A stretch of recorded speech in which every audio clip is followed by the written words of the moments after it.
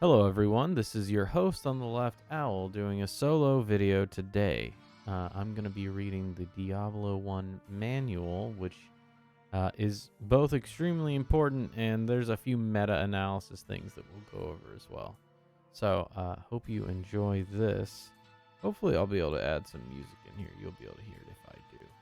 So, without further ado, let's go ahead and get started on this video. All right, so here is the first page of the manual. It was in black and white. This came out in 1996, so obviously there were some a little bit of differences in technology. Plus, a lot of games used to use manuals to tell part of their story, which isn't really the case now.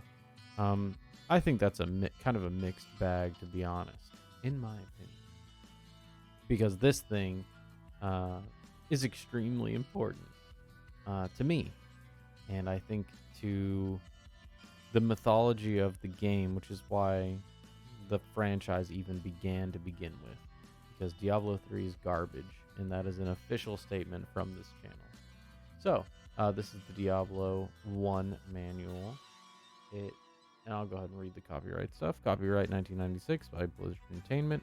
The software and the manual are copyrighted. All rights reserved. They may not, in whole or part, be copied, photocopied, reproduced, translated, or reduced into any electronic medium or machine-readable form without prior consent, blah, blah, blah. Actually, I don't really want to read that because it's not that important.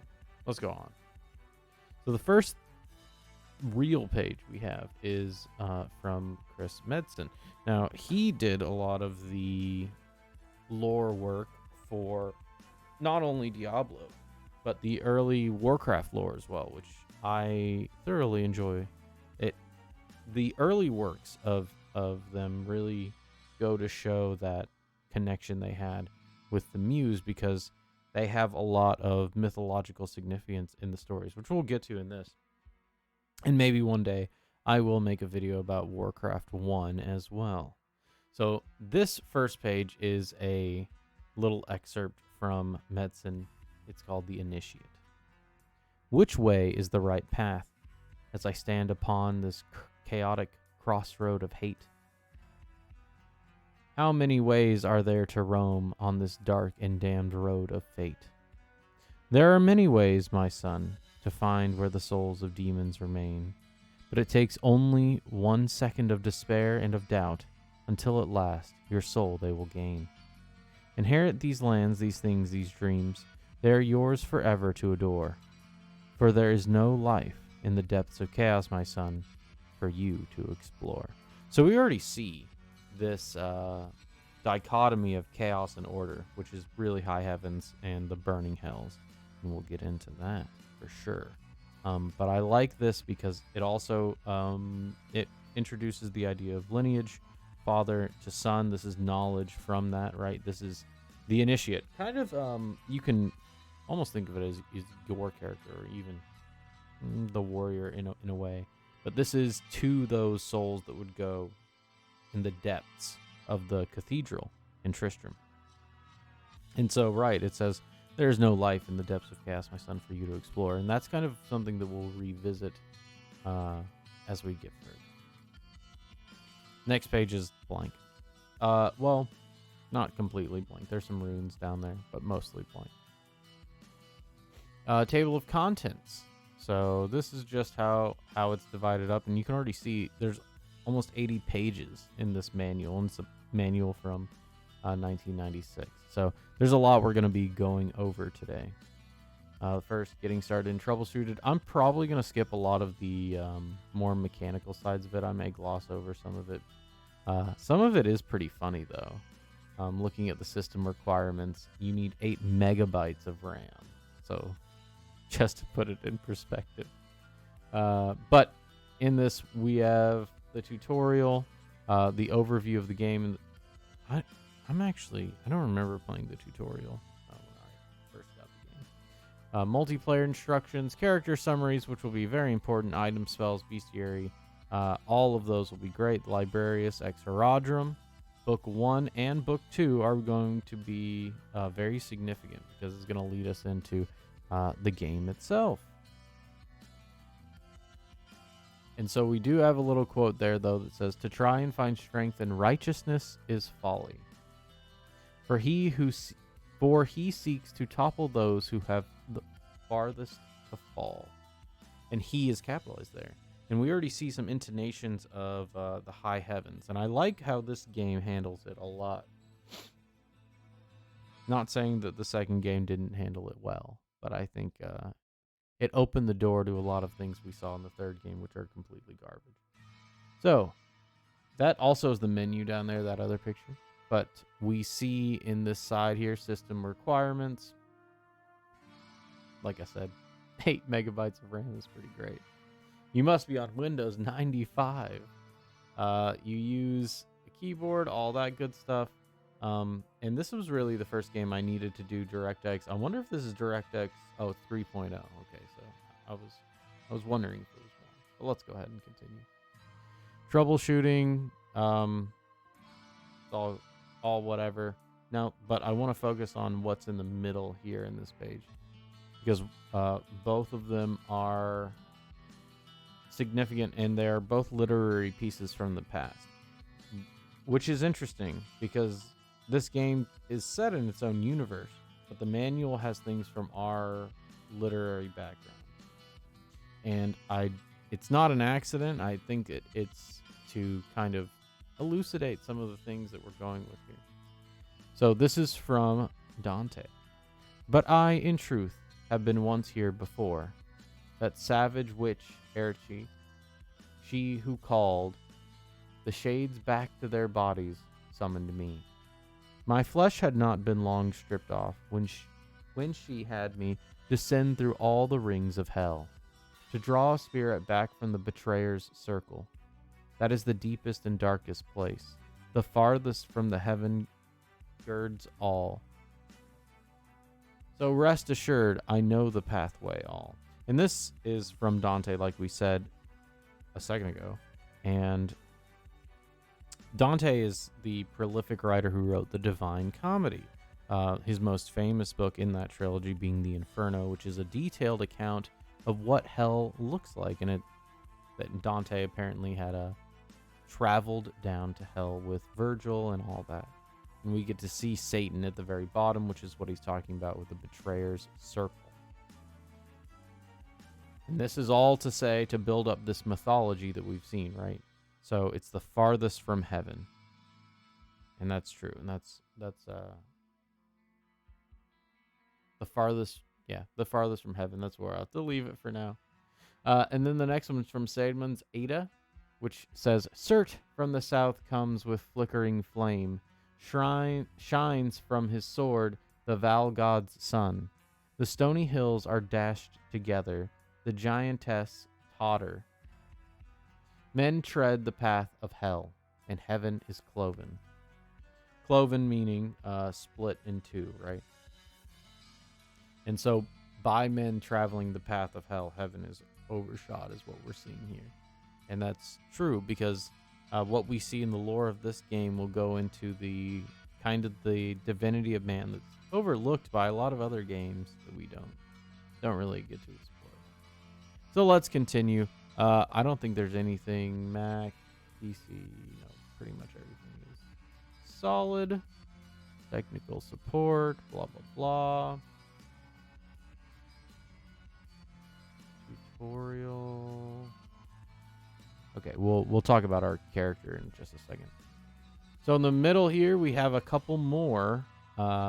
These quotes are from the Bard, though, William Shakespeare. "Pierce me with steel, rend me with claw and fang. As I die, a legend is born for another generation to follow. Wisdom is earned, not given. He was skillful enough to have lived still if knowledge could be set up against mortality." And so we see here the idea of immortality being gained through wisdom and passed through generations is that exact divine action that we're gonna we're gonna see in the game, but it's not gonna be some of these quotes are very hopeful, but this game is not hopeful. And then we have some more quotes here. Oh, oops. Let me go back because I want to talk about creating character. It says there are 3 character archetypes or classes for you to choose in Diablo. Although the 3 classes share common abilities, they have different strengths and weaknesses. In addition, each class possesses a unique skill that is only usable by members of that class. For now, select the warrior class by highlighting warrior and left-clicking OK. The warrior is the strongest and toughest of the 3 classes, and is the most effective in close combat. His starting skill, Repair, grants him the ability to do quick field repairs on armor and weapons. Enter a name for the new hero that you have created, and your journey into the world of Diablo will begin. Once the world has been created, you'll find yourself in the town of Tristram. Let's see, interface, and I mean, I even have to talk about the interface here because it's also significant. The game screen Diablo is divided into 2 main sections, the play area and the interface bar. The play area displays the immediate environment around your character, including any other characters or items that are within your character's line of sight. You can zoom in on your character by pressing Z on the keyboard. Press Z again to return to the normal view. The interface bar provides you with quick information on your character, as well as buttons to access various information screens. The colored orbs indicate your character's current life and mana. The red orb represents your current life, and the blue orb represents your current mana. Pause there. Your life orb is held by a demon, and your mana orb is held by an angel. This is not an accident. And I think too, that orb of life, that the life breath of humanity is chaotic in nature, but their spiritual power is heavenly in nature and orderly. So you can think of it as that the orb of life that the devil holds is like that bestial drive to stay alive. Whereas the mana portion of that interface screen held by the angel is really your ability to supersede that binding that the orb of life really represents. So it's really dichotomous in that way, just like the game itself and the lore and how it goes. I do not know who wrote all of this story, but goodness, this game is good. So, right. Acknowledging those 2. As you take damage or cast spells, the liquid in the orbs will decrease. If you run out of life points, your character is dead. Running out of mana will prevent your hero from being able to cast memorized spells. Now, I also want to say, in this game, your character dies 1 time. You can save, but there's no death status. Once your character dies, they are dead. And I think that's significant, and I wish they would have done that in Demon Souls like they had originally planned. Anyways, let me move on. Character information screen. Take a closer look at your character's attributes. To take a closer look. Open up the character information screen. This can be done by clicking on the Care button or pressing C on the keyboard. The character information screen displays the information about your character. All that is good. Not too much symbolism to say there, other than it's set in stone. It's like a stone background, which is to say that progress you make is permanent.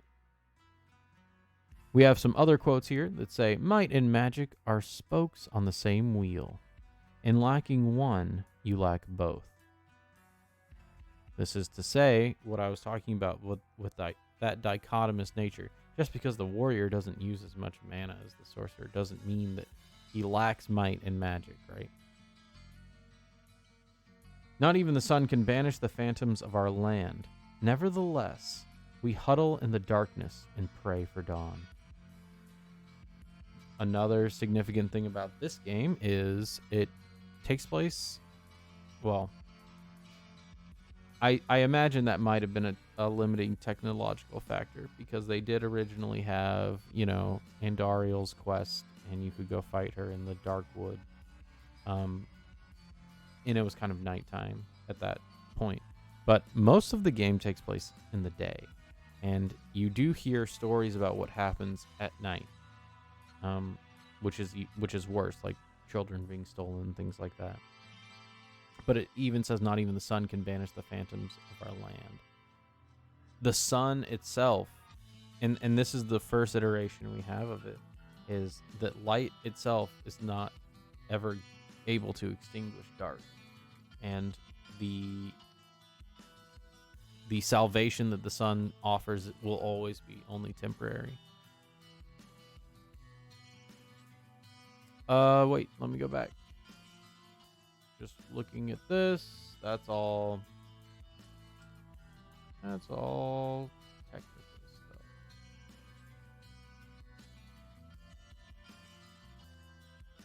Once you've looked over your character statistics, close the character screen. Then you can see the inventory screen. A silhouette will appear. You have your inventory there. Not too much to say.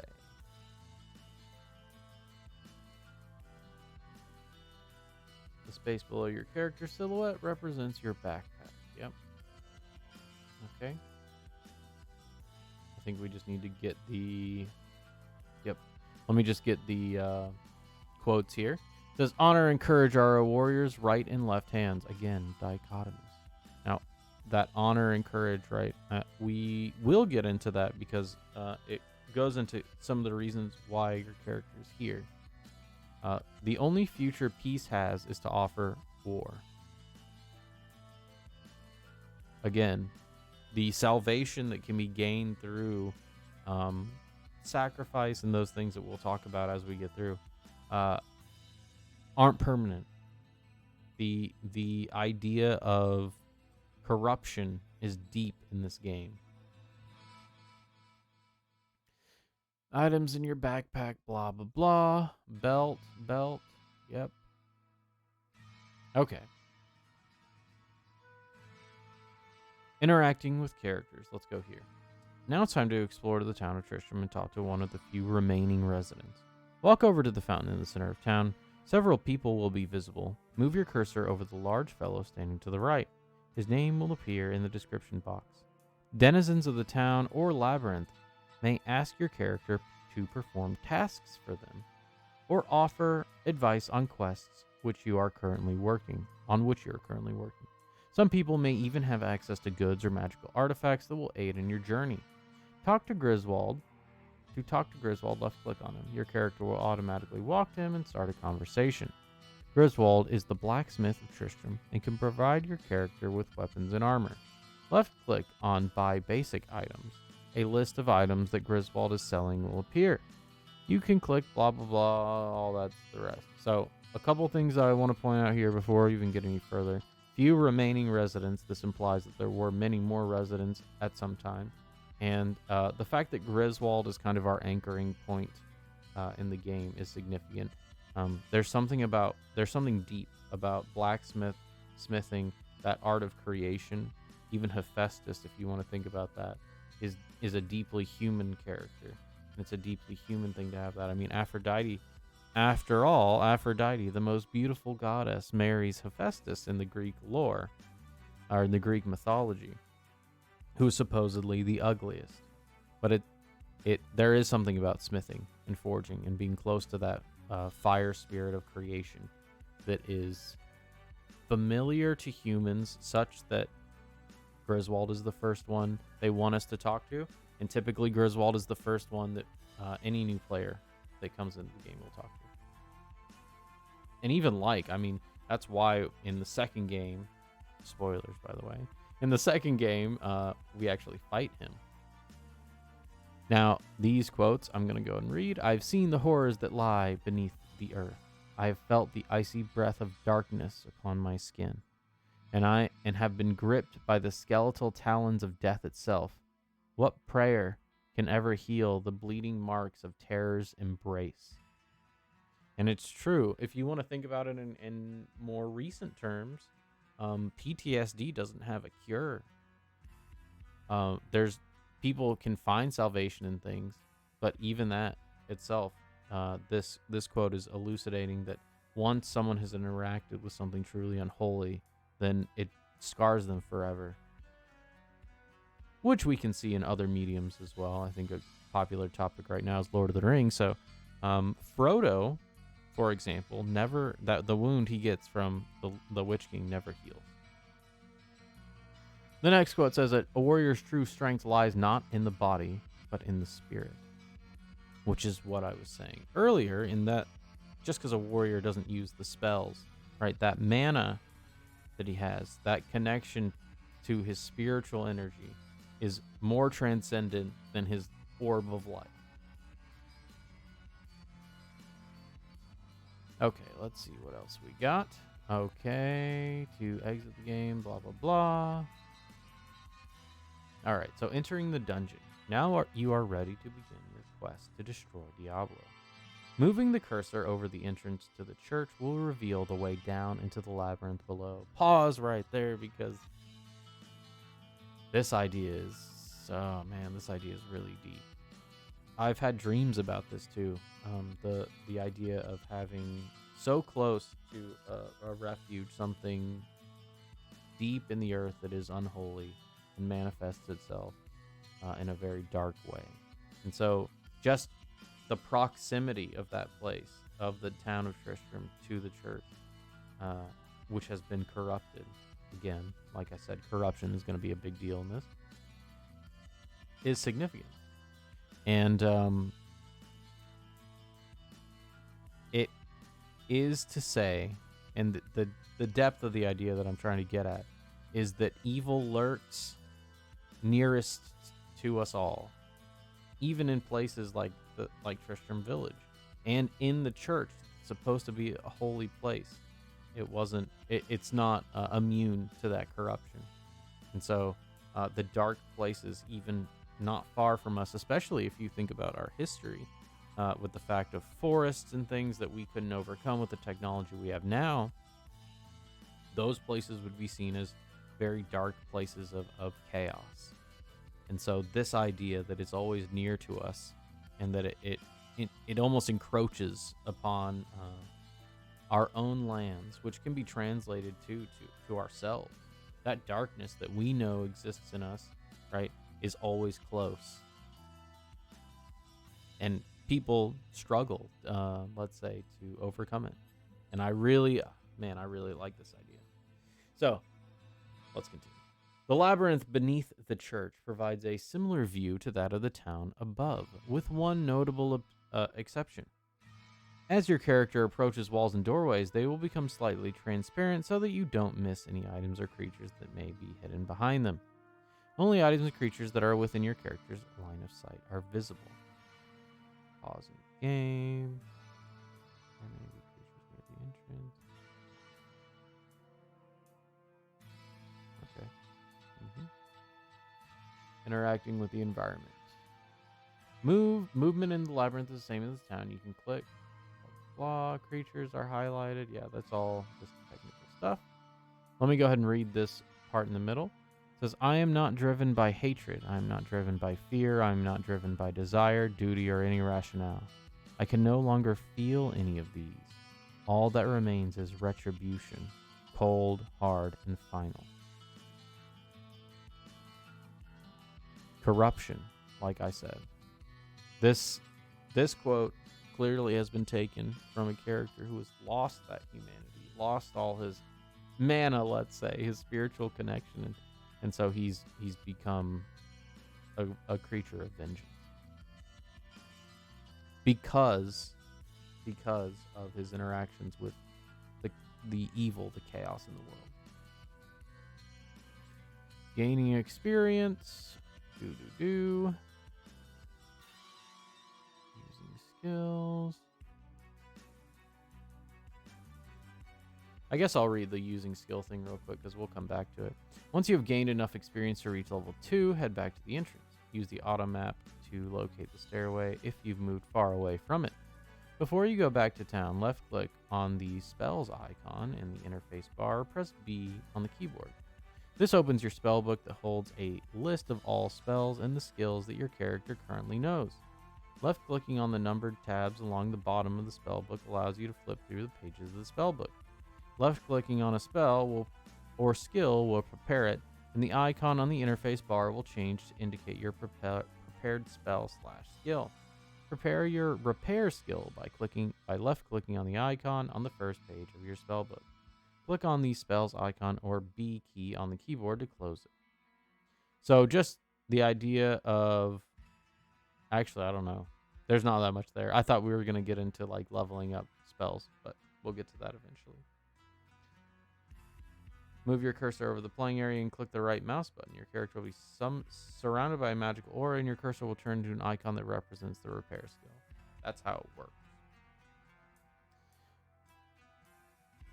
Okay, so we'll get to the spell book here. Another method you can use to select spells. Oh no, that's just the same. And this is the end of the tutorial. Perfect. So it's interesting the way they did it. This tutorial was just in the manual, and you had to follow the instructions, and you could continue with the warrior you just made, so you didn't have to start over. But it's just interesting to see how they used to do it. This quote here says, "Gird thyself with the weapons of knowledge and the armor of wisdom. Victory is won as much through strength, mind, and will as through brawn and steel." We're going to also get into the strength of wills in this game, because the one of the cruxes of it is how the corruption affects the characters in the story and how strong their will is against it. It's very not to bring up Lord of the Rings too much, but it reminds me of the One Ring. So, overview of gameplay. We looked at all that garbo already. Let's go ahead and read the quotes in the middle. "It is easy to go down into hell night and day. The gates of darkness, death stand wide." Dark death. "But to climb back again, to retrace one step to the upper air, there's the rub, the task." That's Virgil in the Aeneid. And so that journey down into hell and the return journey without losing one's spirit, that's the task. And even if it's done properly, it's no guarantee that the user won't be corrupted. Next one says, "Break the bones and the body will heal. Break the spirit and the body will die." So we see a lot of this. This game is hammering it home that this is not a physical instantiation, but a spiritual one. This is a spiritual game after all.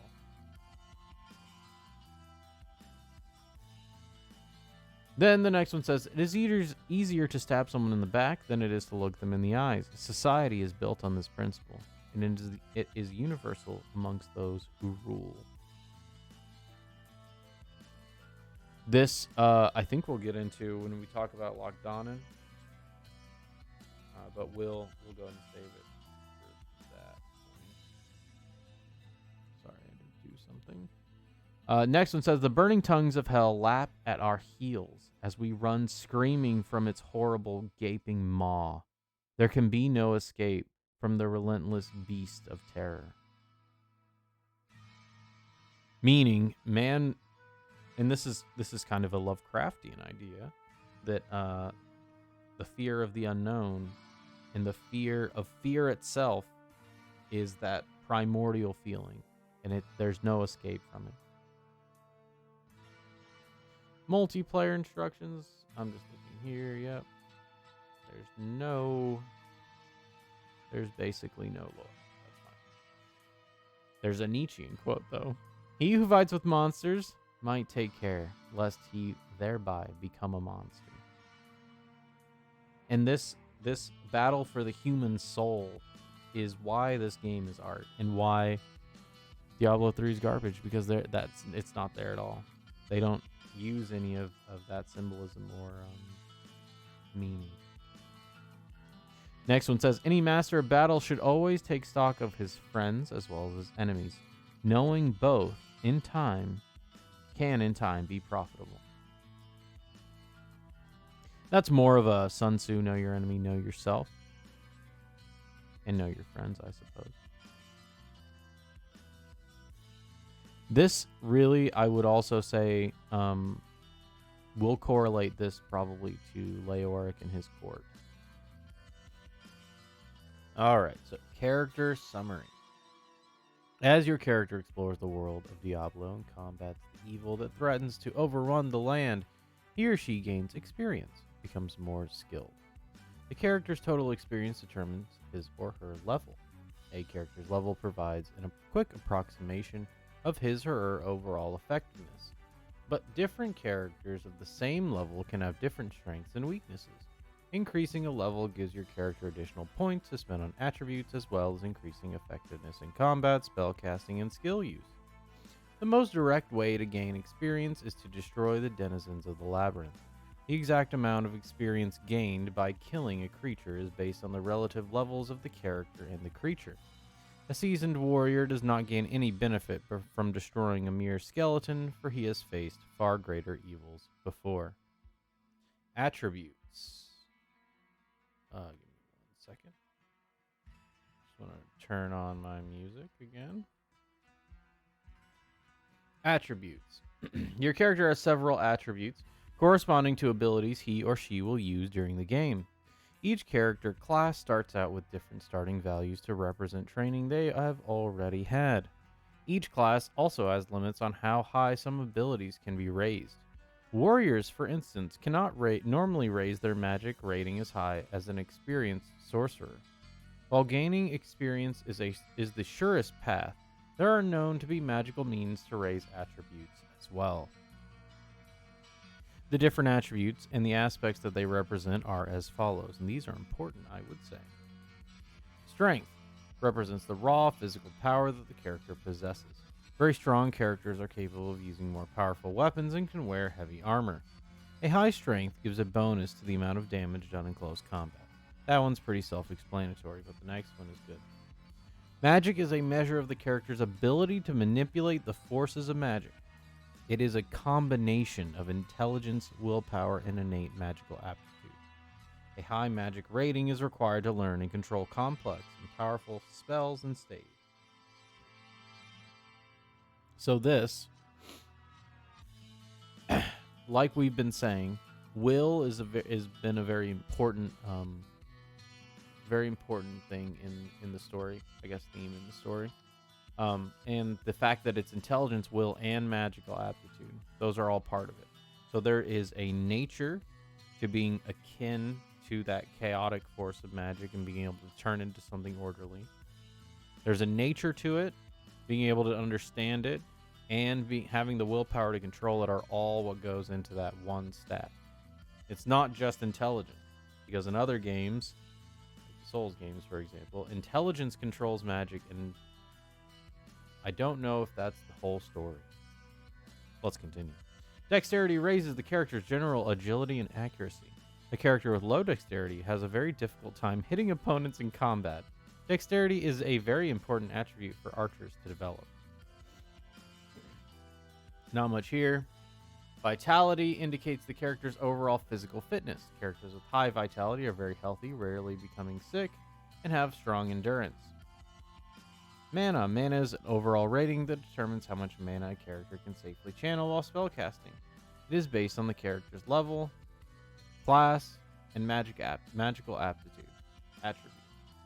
A character that has exhausted his or her mana is no longer able to cast learned spells. Scrolls and staves may still be used as they draw on their own power from the environment on their own. Special mana potions are able to restore heroes' casting abilities by refreshing the body and clearing the mind of the imbiber.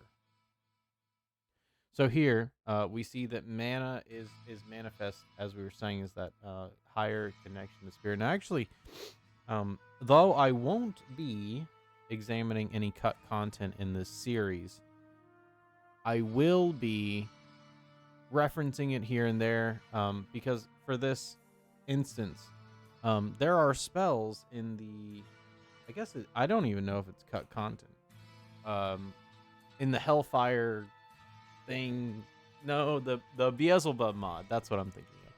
There are spells in that the warrior can use that actually benefit him more than, let's say, the rogue or the sorcerer. Like, I think it's the Berserk skill is one of them, for example. Life. Life is how much physical harm the character can suffer before dying. The life total is based on class, level, and vitality. A warrior, for instance, can take more physical punishment than a sorcerer of the same level and vitality rating. Once life reaches 0, the character is dead. Potions and healing spells can rebuild the human body at an incredible rate, restoring precious life points. And so we know those potions as well come from that magical creation, right, which sustains life. Which is to say, the process by which the blending of chaotic materials to alchemically create order that can thus invigorate the human spirit further. That's what these potions are. And that's kind of the popularization of potions. Definitely in this game, you guzzle them down. Combat statistics. A character's effectiveness in combat is influenced by many factors, including the equipment that he or she is using, the class of the character, his or her attributes, any enchantments that are in effect, etc. The combat statistics displayed on the character information screen represent the character's current values but do not include the effects of the non-identified magical items. Armor class is a total of all the protection that your character is currently receiving from armor, talismans, shields, etc. A high armor class allows the character to resist the effects of physical attacks and may help against various magical effects as well. To hit is a rough indication of the chance that your character has to successfully hit and damage a single unarmored opponent.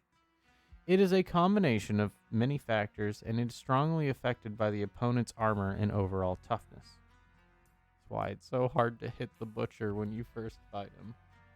Damage is the current range of the damage. Yeah, is the current range of damage that your character can inflict on a successful hit during combat. An opponent hit by the character will lose this much life. The damage rating is based on the weapon being wielded, the character's attributes level, and any magical bonuses. Resistances. Magic is a fickle, unpredictable force. Like I said, magic is that chaotic energy that can be, through the will or spirit, transmogrified into something useful or orderly. And every character and creature is able to resist the effects of spells. The chance of successfully avoiding the effects of a dangerous spell is primarily affected by level, but outside factors may give the character a bonus. The resistance rating displayed in the character information screen displays only bonuses granted from outside sources. Magic. Resistance protects the character from spells that expel raw magical energy, or spells that attempt to change or transform the character's physical form, like stone form. Fire resistance provides defense against fire spells of all types. It can also help resist the attacks of creatures and weapons that use fire or heat to cause damage. Lightning resistance defends against electrical attacks of all types, from lightning bolts to powerful charges exuded by certain creatures. And then we get to see some art of the warrior. So we're going to get into the backstory of the warrior and all the other classes, I think, very soon. So know that his appearance is kind of, it's that way for a reason. I can't, is he wearing a glove or is his hand just black? He's got like some wicked veins as well in that arm. Yes, the warrior. So the warriors of the lands of Kondoros are well trained in all weapons of war. Ranging from crusading paladins to unscrupulous mercenaries, warriors can be found wherever there is conflict amongst their countrymen. Many of these adventuresome men joined with King Leoric's army and went to battle against the northern kingdom of Westmarch. As the fires of war burned themselves out, these warriors returned home to find their kingdom in shattered disarray. Dark rumors of the mysterious demise of King Leoric abound, and the evil that lurks within his cathedral has drawn many warriors to Kondoros seeking fortune and glory. Though they were warned by the people of Tristram, a few of these brave souls have ventured into the chaotic labyrinth beneath the old church, never to be heard from again. Whether they were driven by valor, honor, madness, or greed, new warriors arrive in Tristram every day, ready to challenge the dark unknown that awaits them beneath the earth. The warrior is the strongest and toughest of the 3 available classes. He excels in the art of close combat. His primary weakness is his extensive physical training has left little time to develop more than a rudimentary knowledge of magic. The extended periods of time that most warriors spend away from their homes and civilization requires that they learn to repair their own weapons and armor, although their skill is no match for the talent of a true blacksmith. So those first 3 paragraphs there, we get our first taste of the lore. This is actually the first thing that a player would be reading when they started playing the game, basically, if they read the manual. So we have the lands of Kondoros, right? Those lands, that's Leoric's lands. So that's why many of them joined King Leoric. Now, it's important to note that this is the first instance we see of Leoric's army going to battle against Westmarch. We don't know why they went to war, but we know the fires of war burned themselves out and both kingdoms kind of disengaged. But Kondoros seemed to have far more damage done to it, as it says it was shattered in disarray. Also, I'll go back for 1 second so we can look at this. So the warrior is meant to look like a mercenary because it's not clear what exactly the warriors were. They're not like a specific group, but they're more of a broad group. So you have paladins, right? Those who will use Holy Bolt in the game and things like that. But you also have maybe axe-wielding mercenaries and knights that we'll see later on depicted in the game. Also, when the warriors returned, there was the rumor about the demise of King Leoric, and he had taken post up in Tristram, in his cathedral here, which is the same cathedral that we'll go into soon. But his cathedral being, now that he's been fallen, there's chaos in the land because, as we will find soon, King Leoric has no one there left to take over, and so his cathedral is kind of being looted by warriors and things, but not really, because they're not coming back. And so the people of Tristram, even though, and I believe this is before the darkening of it. It might not be, because they were warned by the people of Tristram. I'm trying to put this in the timeline as when the people of Tristram actually fled, with the Dark Riders that we hear in the very first dialogue that we receive. And so then we also see the rogue. She looks like almost a woad warrior, like a Highlander, right? Because she has the paint and that kind of stuff. And she's from the Sisterhood of the Sightless Eye, which we'll see in just a second. She's also scantily clad, which is it's just something of the time, really. So let's read about the rogue. The Sisters of the Sightless Eye are a loosely organized guild shrouded in mystery amongst the peoples of the West. This got retconned later on, which I didn't really like.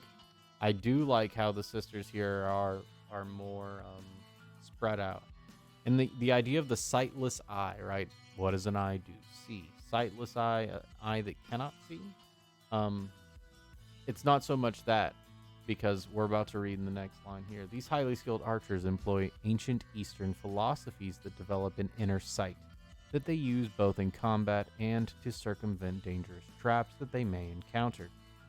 Known only as wandering rogues in the West, the sisters conceal their secret affiliation by posing as simple travelers. Many pompous fools have made the mistake of underestimating these steel-nerved women in combat and paid a terrible price for their vanity. These strange events transpiring in Kondoros have caught the attention of many of these rogues.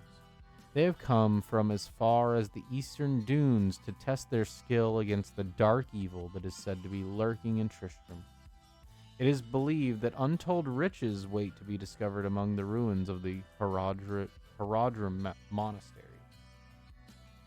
Although not as powerful in close combat as the warrior, the rogue is an undisputed master of the bow. A skilled sister can send a stream of arrows at an opponent, each fired with seemingly careless precision. The innate sixth sense that all rogues seem to possess also allows them to sense trap fixtures and aids them in attempts to disarm these traps. Let me go back over the top. So, sightless eye. It doesn't see outward. It's an inner seeing eye, which is very significant because these women have developed this philosophy of inner sight, and the inner sight to gain that wisdom. We're gonna see how that transpires in the game. Although we don't see too much more rogue lore until we actually get to like Diablo 2. But we'll get there eventually, I hope. But I do like this before that retcon of them having be the guardians of the monastery and like all live around there. Because in this, they've come from the dunes. They've come from, we can assume, Luke Golain, things like that. And it would also make sense that these kind of warrior women nuns traveling around with this very spiritual idea of the sightless eye, right? It makes sense for them to be nomadic. And then again, I just wanted to point out here two things. First time we see Horadrim, and the second thing is the darkness lurking in Tristram. So it is the darkening of Tristram, but I'm not sure that the Black Riders have come yet. We'll have to find out soon, I suppose. But I do want to say that it says untold riches wait to be discovered among the ruins of the Horadrim monastery. So in the other one said the old church, the monastery under the church, or labyrinth. Those words are going to be interchanged frequently in this game. But really what it is there is a Zakarum church, which I don't think Zakarum is in this. Maybe it is. But in fact, let me live search that, because that's going to be significant for our analysis. No, I don't want the map. I want Diablo 1.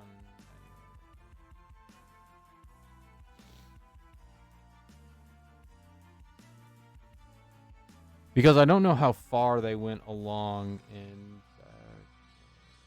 Yeah, there we go. Okay. Nope. No. It isn't. So yes, it is a church of the Zakarum, which we'll get into what that is soon, maybe. Built on top of an old Horadrim monastery labyrinth. I think monastery was used because of the architecture, but it really is a labyrinth, and there's a specific reason for that we'll get into very soon. Next, we see the sorcerer, and the sorcerer has like those Japanese symbols on his cloak. He has like tattoos, and he has like these piercings. So you can see he's a very Eastern oriented character. Sorcerer. Although practitioners of the mystic arts are scarce within the often superstitious and religious lands of the West, many magi have made the pilgrimage from the Far East to see for themselves what horrors lie beneath the ruined cathedral of Kandaras. The Veiled Brotherhood of the Bestiary, one of the eldest and most dominant mage clans of the East, has sent many of its acolytes to observe the dark events unfolding in Kandaras firsthand. The Bestiary, known for their brightly colored turanash, or spirit robes, have taken a keen interest in both gathering knowledge of demons and seeing them slain. The Bestiary elders hope that their acolytes will learn the secrets of the dark evil that they sense growing in the West and can destroy it. The possibility of discovering long-lost tomes of magical knowledge within the confines of the labyrinth has also captured the interest of many wandering sorcerers. So we don't know much about the Horadrim yet, but we know it is kind of an ancient civilization. And so here, this idea of going down into the depths to uncover past wisdom, that's another really deep idea that we see kind of turn over and over in mythology.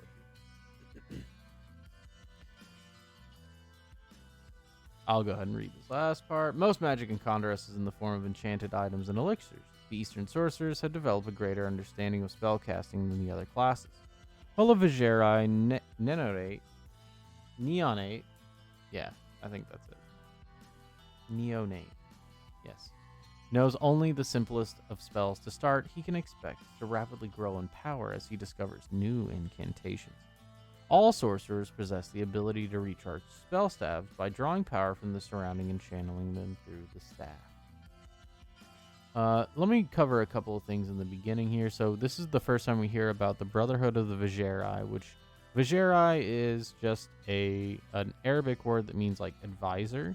But in this setting, the Bestiary are all mages, and they come from the east in search of knowledge. And it also says this interesting one here, because the second paragraph says a couple things.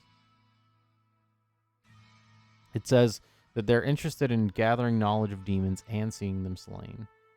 Now, I think that those both go hand in hand. I think it's kind of the same thing. And the Bestiary elders wanting them to destroy the evil also.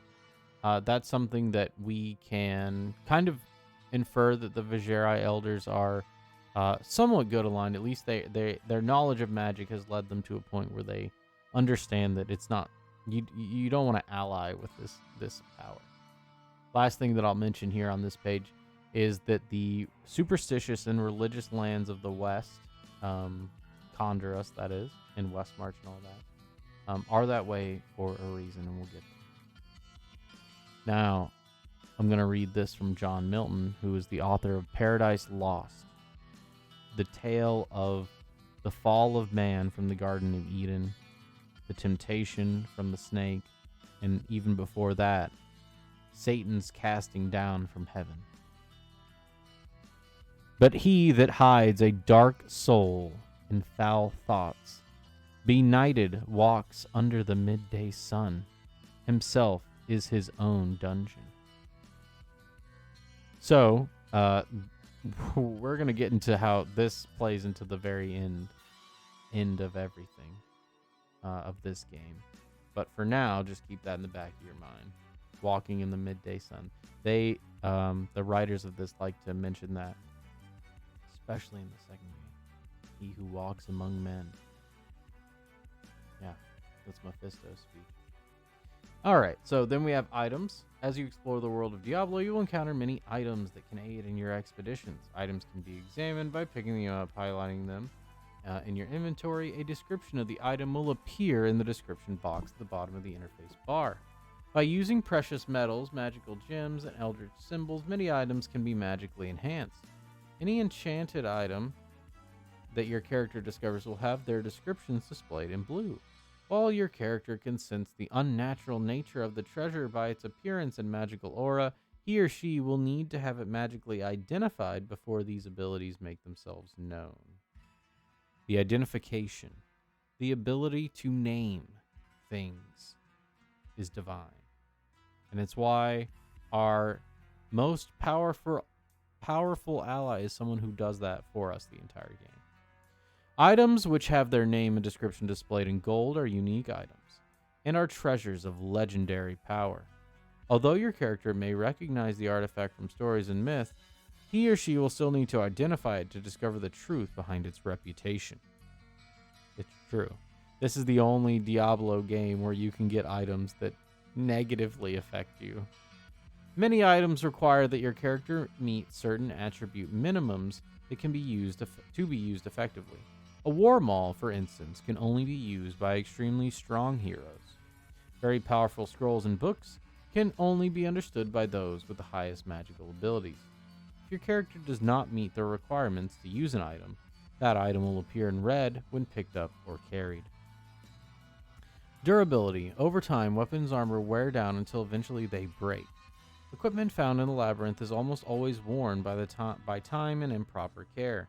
A gold silhouette of the worn equipment will appear in the corner of the play area when it's close to breaking. The silhouette will turn red just before the item is completely destroyed. Warriors can perform quick repairs on their equipment, but this inevitably lowers the item's quality over time. A good blacksmith can repair equipment without lowering its long-term effectiveness for a price. Enchanted weapons and armor must be repaired by using the same precious metals and gems that were used during its construction, and can be expensive to have repaired. Not much to say there. We're going to get into more of the items here in a second. Oh, I love these sprites. They look so classic. Look at that bastard sword. Best one. Weapons. Very few creatures in the labyrinth can be reasoned with, and only a fool or a very powerful sorcerer would dare enter the confines of the church without a sturdy weapon in hand. It is rumored that there are many enchanted weapons buried beneath the church, remnants of the Horadrim's war against the Three. So we don't know who the Three are yet, but we do know the Horadrim is this ancient civilization that built the monastery where all this evil's coming from. Are the Horadrim evil? We'll see. Swords. The sword is the epitome of the warrior's weapon. Forged in the fire and tempered to a fine edge, a good blade can cut through armor or a demon's thick hide with equal ease. Some warrior clans of Kondaros go so far as to forsake any other weapon besides the sword and abandon the use of a shield in favor of great swords that stand the full height of a man. And that two-handed sword sprite, I think, is one of the only ones missing. Axes. Axes are favored by those who are willing to sacrifice defense for power. In addition to being slower than other weapons, even the smallest combat axe requires two hands to be free to wield properly, precluding the use of a shield. However, no other mundane item can match the damage of a good axe. Legends speak of enchanted axes capable of slicing through flesh and steel as if it were butter. Maces and clubs. Sometimes the simplest tools are best. Whether it be a stout piece of wood or a spiked mace, a good clubbing weapon can be deadly in the hands of a strong warrior. The minions of Mephisto, the undead, are said to have an especially difficult time resisting the effects of broken bones and shattered limbs. So Mephisto, we can assume, is someone evil, like a necromancer. He controls the undead. All we know for now. Which I love how it's presented this way, because you get like little bits of it and you don't really know who these people are, what these things are, and then it kind of reveals itself to you in a grand structure. Staves. The art of staff fighting has never gained much acceptance in Kondaros, but long ago the Brotherhood of Bestiary discovered ways to use a simple wooden staff as a container for focused magical energy. The process of creating a spell staff is very time-consuming, but even an apprentice Bestiary can recharge a staff by channeling magical energy into it. Spell staves may be used to cast spells that the wielder does not yet know, and that do not require the expenditure of mana. The staff must be wielded in order to use the spell it contains. Oddly enough, the act of infusing a staff with sorceries seems to grant the staff a will of its own. Only those skilled in the arts of magic can hope to control very powerful spell staves. It is also possible to find staves that have been further enchanted to make them more effective in combat or to grant other abilities to the wielder. Bows. Bows are excellent weapons for those. Actually, let me go back to staff. So the idea of spiritual wood is the idea of staffs. And you can see it there. We even have a caduceus staff, which in some interpretations represents the medical foreknowledge of DNA with the double helix. However, the idea of spiritual wood, the idea that wood can channel magic, it goes back to our ancestry, let's say, because like I was saying earlier about forests being dark places, trees are pieces of that dark place that then can be converted into order, houses, tools, things like that. And so, because of its malleability, usefulness, and its innately amorphous, I don't want to say amorphous, malleable nature, wood is a perfect vessel for using magic. Whereas metal is not necessarily the case, because metal doesn't come from a dark place, right? Metal, although it can be turned into order, it's not innately chaotic. Bows are excellent weapons for those who prefer to strike at their foes from a distance. The greatest archers in the world are the sisters of the sightless eye. They are trained in the use of every instrument of archery, from the short bows used by the horsemen of the Khitan steppes to the great bows of the northern tribes. Even the most skilled of sisters, however, knows that a bow is no match for a sword or other weapon if fighting should come to close quarters.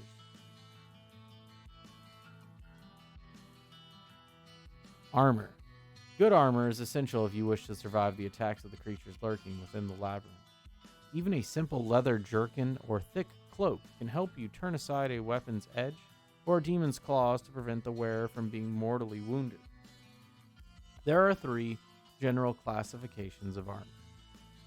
Light armor ranges from simple clothing such as robes and cloaks to hardened leather armor. Even tossed aside rags will provide some protection. Although armor of this type offers minimal protection from most attacks, it is very lightweight and inexpensive to repair. One thing I'll say about this is that idea of desperation that comes from the having to utilize rags as your armor. I think it went a little too far in Path of Exile, where you're using like whale tooth things and like sharpened wood as weapons to start, and like scraps of cloth. But here, I think starting with rags was a good choice, and the way that rags look in the game are they convey it, that desperation that we saw like in the warrior drawing. Medium armor. This category includes basic metal armor such as chainmail and ringmail, and general armors of this type provide good protection from physical attacks, but are heavy enough that only athletic characters can comfortably wear them. And so these are scale mail, ringmail, all that. Heavy armor. Most heavy armor consists of solid metal plates over a chain mesh. The extent of the plate covering determines the exact type of armor. Field plate, for instance, covers only the torso and arms, with solid plates to provide maximum mobility. Only the strongest heroes can wear heavy armor, and it is very expensive to repair. Plate armor does provide the highest protection possible from physical attacks, and enchanted plate armor can make a warrior nearly unstoppable. Helmets. Even the simplest leather cap can spell difference between life and death. It is a good idea to use the best helmet that you can afford. Many members of the Horadrim wore crowns of unearthly metals to reflect their status, and often these crowns were enchanted for superior protection. And so I like how they introduced this idea. We're now piecing together the Horadrim. Not only did they fight the 3, not only did they build the monastery, which is a religious building, but they also wore crowns of unearthly metals.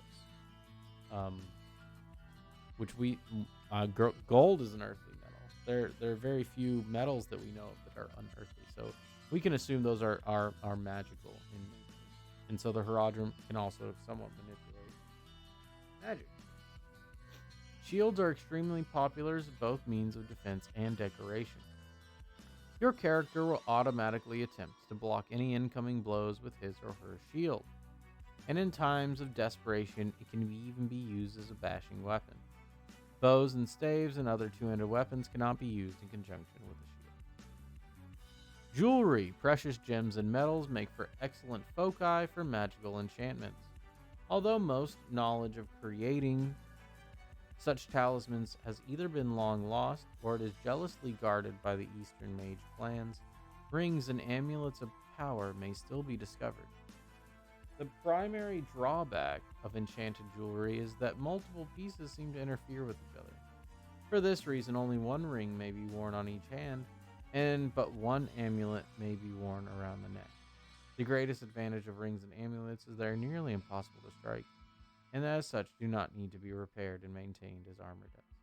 And this is that idea of that magic being transferred in the process of making these jewels and gems and things, and it's the precious metals as well. I think that goes into that, because a sword made of iron is not a precious metal, and therefore is an unearthly metal that can channel any of that magic.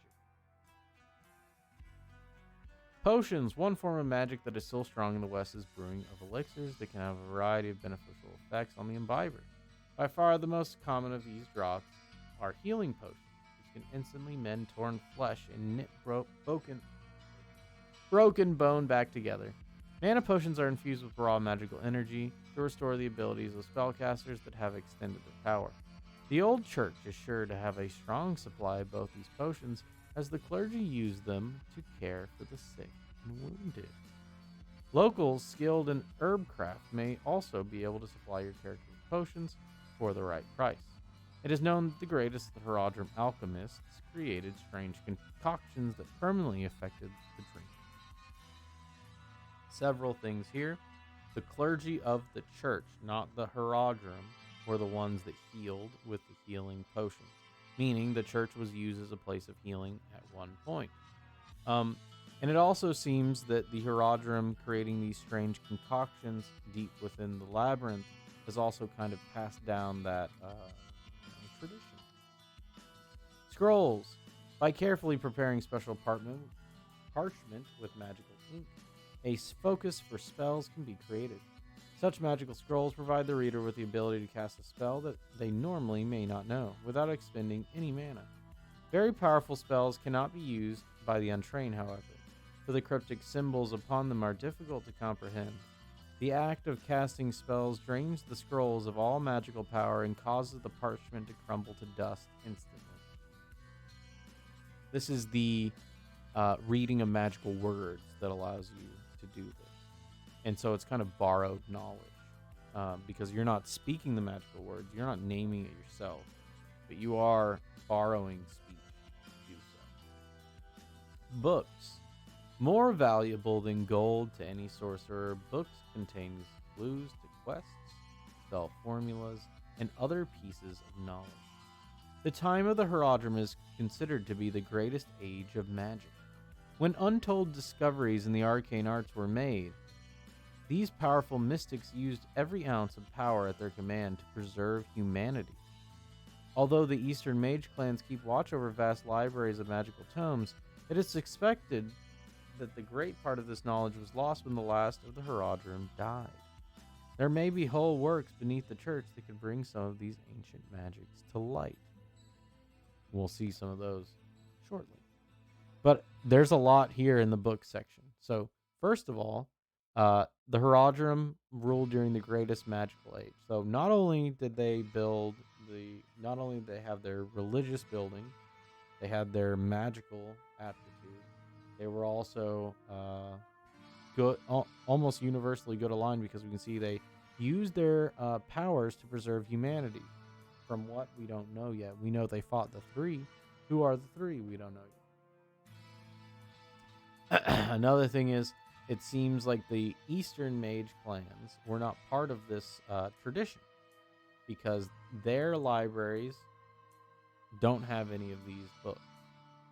And so it looks like this monastery is one of the only places where we might be able to uncover some of that magic and that lost wisdom of the past ages, which is really what we're gonna get into as we continue. There's a lot to this game. Gold. During the long reign of peace that existed in Kondaros, most towns and cities agreed upon a standard gold coin to use for trade. The Church of Zakarum has tried to have its own currency accepted as the new standard, but so far has gained little acceptance. Although it would seem that the minions of the three would have no use for gold coins, many demons hold all the wealth they can find. And that's because they're channeling that idea of dragons, right? The idea of hoarding that gold behind the demonic facade so that it can be vanquished, and then the value can be extracted from it in a mythological sense, or in a literal sense for this game. We also see the Church of Zakarum here for the first time, so we don't know if that's the church that's in Tristram. Probably is. It actually, we'll get to it, but we don't know that yet. We just see the Church of Zakarum has tried to do that. Oh, one more thing. The long reign of peace that existed in Kondoras. That presumably is Leoric's reign. Presumably from this source. Meaning Leoric did have a long reign of peace and prosperity before the darkening of Tristram. Yeah.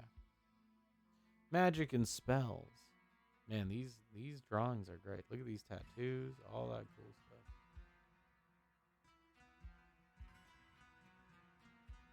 So, I'm going to read this middle part first from the Bhagavad Gita. Either slain thou shalt gain heaven, or conquering thou shalt enjoy the earth. Therefore arise, son of Kunti, unto battle, making a firm resolve, holding pleasure and pain alike, gain and loss, victory and defeat, and gird thyself for battle.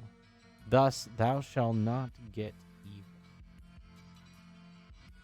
And so we see here, this is, like I was saying earlier, this is more of an optimistic reading. And I think this is from, it might be from a Buddhist text. Spells, the nature of magic. Magic is an extremely powerful force, the manipulation of which is carefully studied.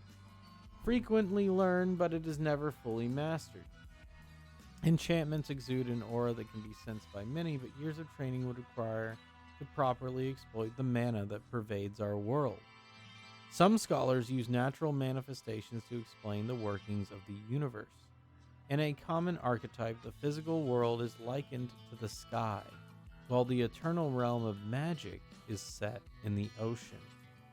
And we have this yin and yang, sky meeting the ocean motif here, which is they use it very skillfully, because it goes on to explain how magic works.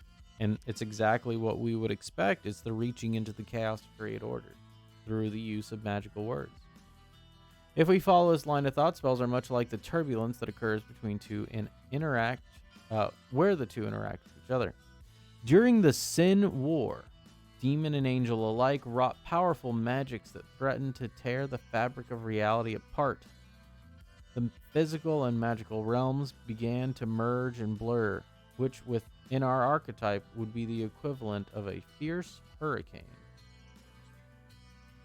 So here we get our first intonation of the Sin War, where the demons and angels fought. The forces of order sought to preserve our reality by limiting the power of mortal man. As a consequence, only the strongest wills can harness more than the most basic magical effects. Even then, much energy is lost in the transition of power between the two realms. A practitioner of the arcane arts grows more knowledgeable as he is able to create those effects with greater efficiency, resulting in spells that are more potent, have more endurance, and drain less mana in their cast. And that's what happens when you level them up, which I like in this, because later on in the series we'll see spells that cost more as you level them up, which doesn't make sense.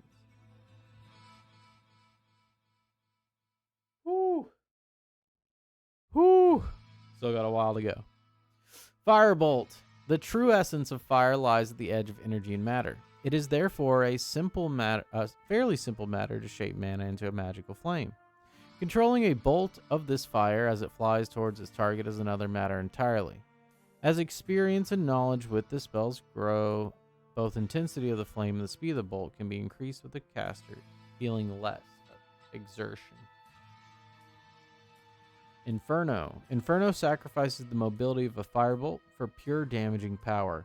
Rather than attempting to control the path and cohesiveness of a single bolt, the caster conjures forth an individual focused stream of flame. Although it dissipates beyond more than a few paces, With a greater understanding of the forces at work, the stream of fire can not only be extended a significant amount, but also can be maintained for a few moments more. The heat of an inferno is more intense than a firebolt, and as more mana is being converted into essential energy. And now my favorite spell in all of Diablo, possibly my favorite spell in RPG in general. Wall of Flame. Magical fire feeds upon no earthly source, but fueled instead by the mystic energies known as mana.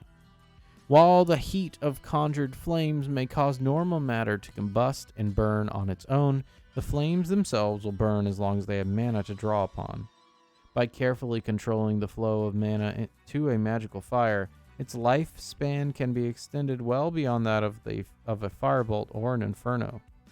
The Horadrim were skilled enough to create torches that burn with an eternal flame, but those abilities have been long lost. With this spell, the caster creates a wall of eldritch flame that will burn until the mana in the area has been exhausted. As knowledge of the spell increases, the rate at which mana must be consumed can be better controlled, and the wall of fire can be made to burn longer. Couple things we can see here. Firstly, the Horadrim were able to create eternal flames, and so we can assume that either the Horadrim were very strong-willed individuals. Oh no, am I very loud right now? No, okay. We're either very strong-willed individuals, or this was before the time of the Sin War, so we'll figure that out very soon. Charged Bolt. The true essence of electromagnetism exists on the very threshold of the ethereal and the physical realms. While it is very efficient to transform mana into electrical energy, it is extremely difficult to control. This spell casts into multiple pockets of lightning, which seem to all have a will of their own. The caster is able to shield himself from the effects of these charges, but any creature, friend or foe, may be struck. Greater understanding of this spell allows more of these charged bolts to be formed, and their existence will be maintained for a longer period of time. The physical toll on the caster, however, increases as well, requiring more mana to be spent. And so we can see fire is the further understanding of fire, that enlightenment that fire brings, all that, and the warmth and the life that it represents. As knowledge about it grows, the less spiritual energy it is needed to maintain. But lightning seems more destructive in the way that it requires more of that spiritual energy, because it's requiring more of that will to be destructive and against being in that way. Lightning, the caster of this spell, seeks to control the discharge of electrical energy by focusing it into a single stream of lightning. The effects of channeling this powerful force of nature onto an unprotected creature are awesome indeed. With experience, these bolts of lightning may be maintained for a longer period of time while requiring less mana to be used. And so this one, we become more focused rather than less. Flash. The Flash spell was created to fight the servants of Baal, whose minions prefer to surround their enemies and attack from all sides simultaneously. To properly form most incantations, the caster must be able to concentrate long enough to complete the necessary invocations and gestures. With this spell, the caster draws in as much mana as possible as quickly as possible from the surrounding area and concentrates it into a single point within his own body. This mana is then released in a single burst of raw energy that dissipates very rapidly and very violently. While this spell is usable only in close combat, it is extremely potent and will strike creatures on all sides of the caster.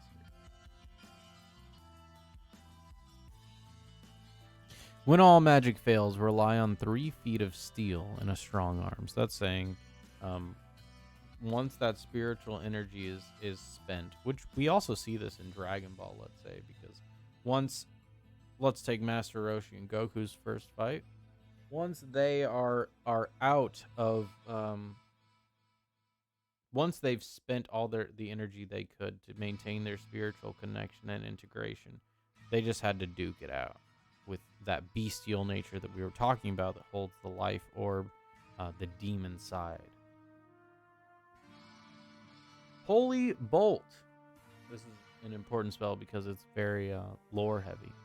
While the Horadrim were the greatest mortal spellcasters ever known, not all of the followers of the light were as proficient in magic as they were. During the quest to bind Mephisto, common soldiers were hard-pressed to combat the seemingly endless tides of the undead that guarded the First Brother. During this time, Cathan, a devout priest who was also a fierce warrior, found that invoking the powers of the high heavens and then infusing them with the essence of fire, a bolt of great speed and intensity could be created and used by those otherwise untrained in the use of magic.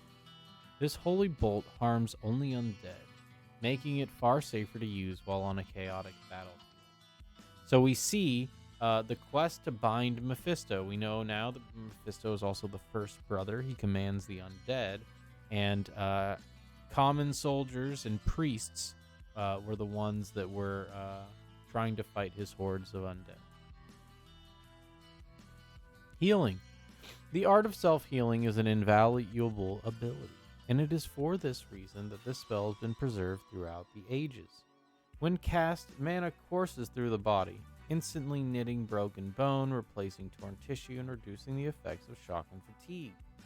With time, this spell can be developed to the point that it can instantly restore those even on the brink of death.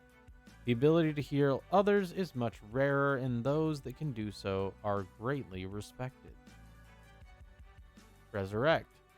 During the assault, actually, let me go back to healing real quick. The ability to heal oneself is kind of a divine thing. In often pieces of media, which I'll bring up Bloodborne, for example, the idea of healing is seen as divine. And the fact that the old blood and the old church can heal is the reason why the reverence and the trust that the Yharnamites originally put into the church. Resurrect. During the assault on Mephisto's Fortress of Bone, the army led by the Horadrim was nearly overwhelmed by the legions of the damned.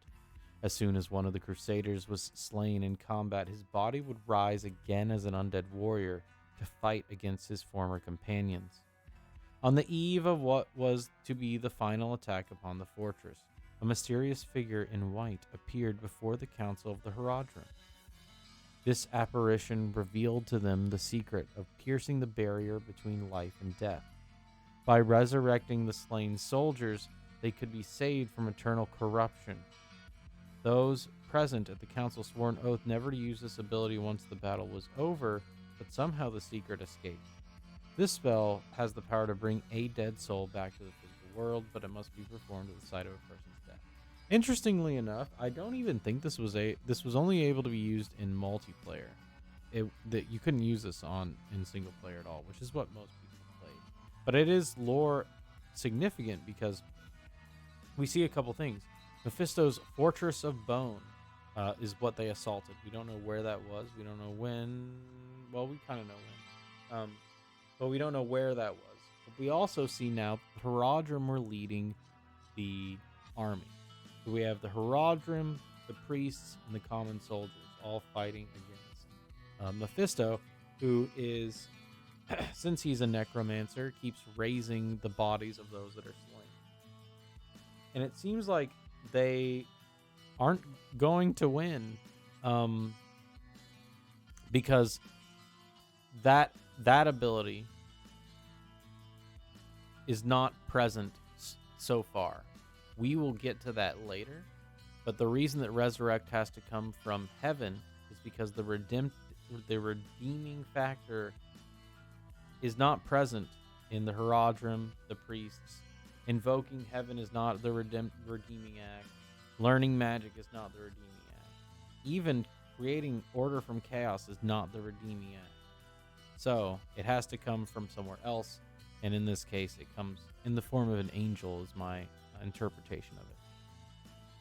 Identify. Any object imbued with magic exhibits an aura that is easily noticed. To determine the exact nature of this enchantment, however, requires intense study and extensive knowledge of arcane materials and symbols. While none have mastered the ability to memorize a spell of this magnitude, the Vajeri have developed a means for the untrained to discover the secrets of an ensorcelled object by using a rare crystal that is extremely sensitive to magical auras. The sensitivity makes it very fragile. However, the crystal will shatter if it is brought too close to an enchanted item. The very act of identifying such an object also destroys the crystal. Scrolls and staves have been crafted that can use to identify magical auras. By using special inks and dyes that contain tiny grains of these crystals, the stability of the crystal is maintained until it is used to examine the enchanted object. So here, the ability to truly see reality is hidden through seeing through these lenses of these crystals. And you can think of it almost like a prism, where you see just light, but when you hold a prism up, you see all the lights that are the component parts. And so it is a discovery that they go through with this. And it's the Vajeri that discovered that. Now, in the game, we will have an NPC that does this for us for a price. So when it says, while none have mastered the ability to memorize a spell of this magnitude, we'll see if that's true. Town Portal. The Horadrim constructed numerous magical gateways between the mighty fortresses so that they could quickly concentrate their defenses against any incursion by the demons. But a thought, the Crusaders of Light could transport themselves to predetermined destinations many leagues apart. Although the secret of creating these gateways has been long lost, it is still possible to use the pathways that are already in place. A portal opened by means of the spell will always take the caster to the location of the nearest gate and remain open long enough to bring the caster back to this point of origin. The Church of Tristram is built upon the remains of a Horadrim monastery. It is quite possible, it is quite probable that a gateway lies nearby. So, I really like this idea. I wish it was carried into the other games because there's not just gates at every time we see it. It could have been more like a bonfire system if you think about it, and the way they explain it too.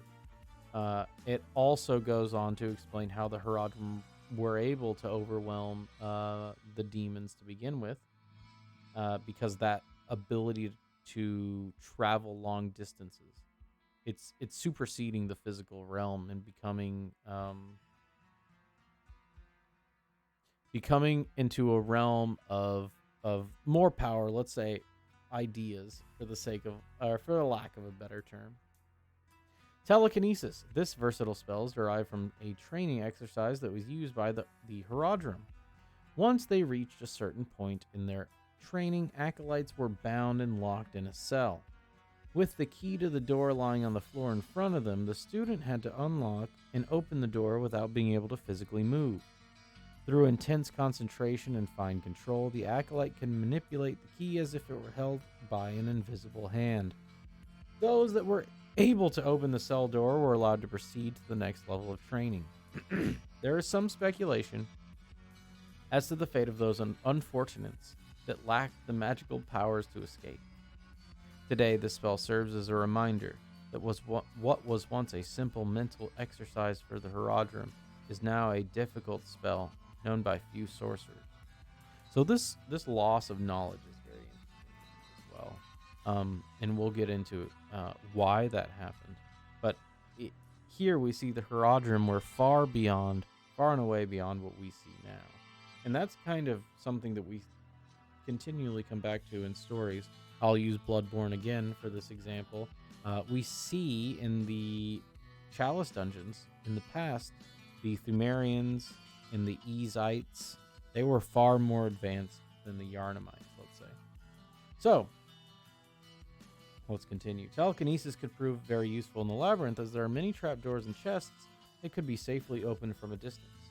By exerting greater force, the cost At a cost and fine control, creatures can also be pushed away from the caster. I believe it does minimum damage too. Bestiary. Ooh, this art is good. We can see all kinds of like demonic gargoyles. We see a cloven hoof there. Might even be Diablo's leg. Who knows? So, it says here, quote, all things roll here, horrors of midnight, campaigns of a lost year, dungeons disturbed and groves of lights, echoing on these shores still clear, dead ecstasies of questing nights, yet how the wind revives us here.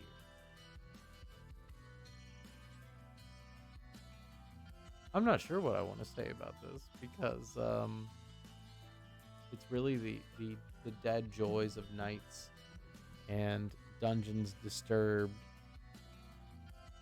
It's explaining how the chaos can rejuvenate by delving down into it, in my opinion. So this part here is very interesting because the rest of the manual is not written this way. It's the only time we see this. And so when I was reading back through it, I was like caught off guard. Accurate reports on the nature of the horrors that lie below the church come to light more rarely than survivors.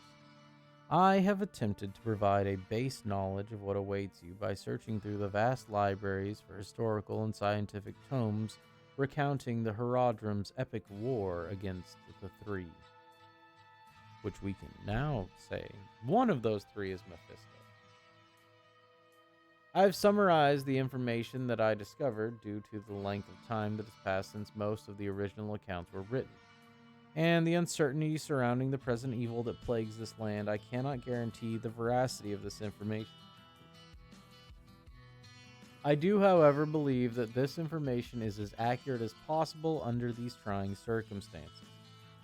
It is known that the three brothers often acted through personal servants. While I would not classify all these servants as demons, they do represent the most horrible aspects of their masters. What follows is what has been documented concerning the creatures that were known to serve the brothers during their reign of evil. It should be noted that in their battle against the Seraphim, the brothers would constantly twist and change their servants to best resist the powers they were facing. Two demons of the same physical shape may have dramatically different weaknesses depending upon the whims of their master. The specific species described herein were those most commonly encountered by the Horadrim. Take the greatest care when journeying through the cursed lands.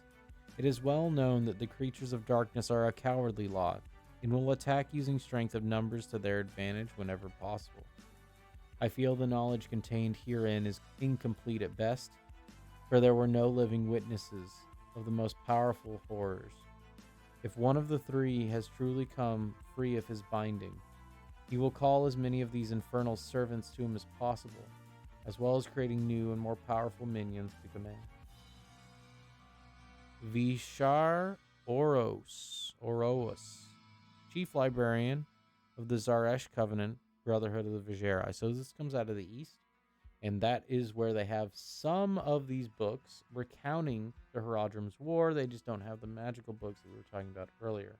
Additionally, we can see that the idea of reskinning enemies is explained in lore, which is great and actually does make sense.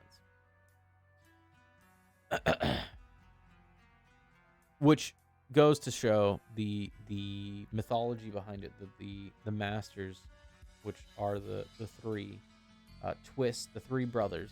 We know the first brother.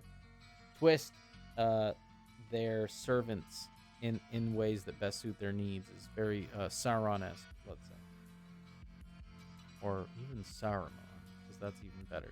He breeds those. So let's continue. Maybe a couple more things to mention, actually. So the first thing I want to say is the Seraphim. That's just angels. That's just talking about angels. And then the next thing is the incomplete part is it's significant because it does give us some of the unknown that we need to experience ourselves in the game. Now, I do also want to say that we never see any mention of this guy again, but it's because it's been retconned, which is garbage. So we're gonna say Vishar is real. I'm going with it. The minions of darkness fall into 3 categories and are now divided according to their masters. Study these words well, for this knowledge may be all that keeps your mortal soul from being devoured by the denizens of the underworld. So, to mention here, the underworld, like we've been saying, the journey into hell, all that. But I also want to mention that knowledge is power. That whole thing that keeps coming back, the wisdom of the ages is what will sustain you. That's true. And having this knowledge of the unholy nature of the spirit manifest in each of these individual malevolent spirits is worth noting. Otherwise, it might be too, what do I want to say, too shocking to experience.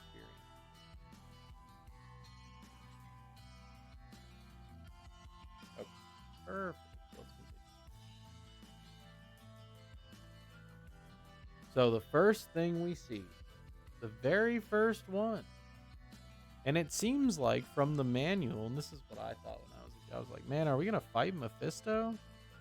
We hear all about him. Mephisto is the Lord of Hatred. The legions of Mephisto are driven by a hatred of all living things, especially those who are pure of heart. He counts as minions both the walking dead, who forever seek vengeance upon the living, as well as hosts of demonically corrupted creatures whose twisted limbs and misshapen bodies leave them in eternal agony and rage. So this idea of hatred, it is in its malevolence, and that's why Mephisto is the first brother, because true terror cannot be born before hatred has taken a seed. And so we see that the undead follow him because his hatred spurns them to life. That's kind of what animates them. And that is to say that that's not even real. The Book of the Dead. Anyways, that is to say that the vengeance wrought upon those who are living by the dead. It's very unholy, and we're getting into some unholy stuff now, finally. But let me go ahead and read this. I am yesterday, today, and tomorrow, and I have the power to be born a second time. I am the divine hidden soul who created the gods and gives sepulchral meals to the denizens of the deeps. The place of the dead and heaven. Hail, Lord of the shrine that stands in the center of the earth. He is I, and I am he. It's from the Book of the Dead, which is not real. But it is to say that unholy living death that can be eternally resurrected. Let me go on. Skeletons. These are the skeletal remains of warriors who either died as soldiers in some dark campaign or were betrayed by those they most trusted. So we see not only are these skeletons in particular serve Mephisto because they have that animating factor, which is that hatred. Now animated by unnatural forces, these troops, the damned, forever seek new recruits to join their ranks. If our greatest fears do prove true, the skeletal warriors that are rumored to haunt the town of Tristram might well be the corrupted remains of the valiant Horadrim monks laid to rest in the catacombs beneath the church. Only an incredibly potent evil could have disturbed the peaceful slumbers of these eremites. And so we see it is by Mephisto's power that these are animated, and he seems to be a very powerful spirit of hatred, being able to get the Horadrim monks who didn't die in the ways listed above to be skeletons. and the hatred is proliferating further and further down. Skeletons are usually found in places where the dead are laid to rest or at sites of great battles. While physically fragile, they are never lacking in numbers, for those that fall to them in combat are damned to an eternal lust for living blood. Coupled with their unthinking rage, this makes them a dangerous opponent. And it's just a very basic, one of the very basic ones, servants of Mephisto. Zombies. Worm-ridden and reeking of foul decay, zombies are formed from the corpses of men executed for committing the most depraved and degenerate crimes against the innocent. They are driven by both the hatred that consumed them in life and the insatiable hunger for the flesh of the living. Tenacious and possessing stamina of infernal origin, zombies and their ilk make for a difficult encounter. Fortunately, these undead minions are lacking in both wit and mobility, which can be used to great effect against them. And it's true, zombies in this game are pretty tough. They have high health and they do high damage, but they're really slow. And they don't try to surround you, so you can just go with it. Now we're getting into some of the more infernal things, and I think we'll see how Mephisto's hatred transpires in other demons besides the undead. Overlords. Even the seraphim are not immune to the corruption of the Dark Lords. So, just there, we can already see Mephisto has been able to use his power of hatred to even turn angels into demons. Which is no small feat, might I add.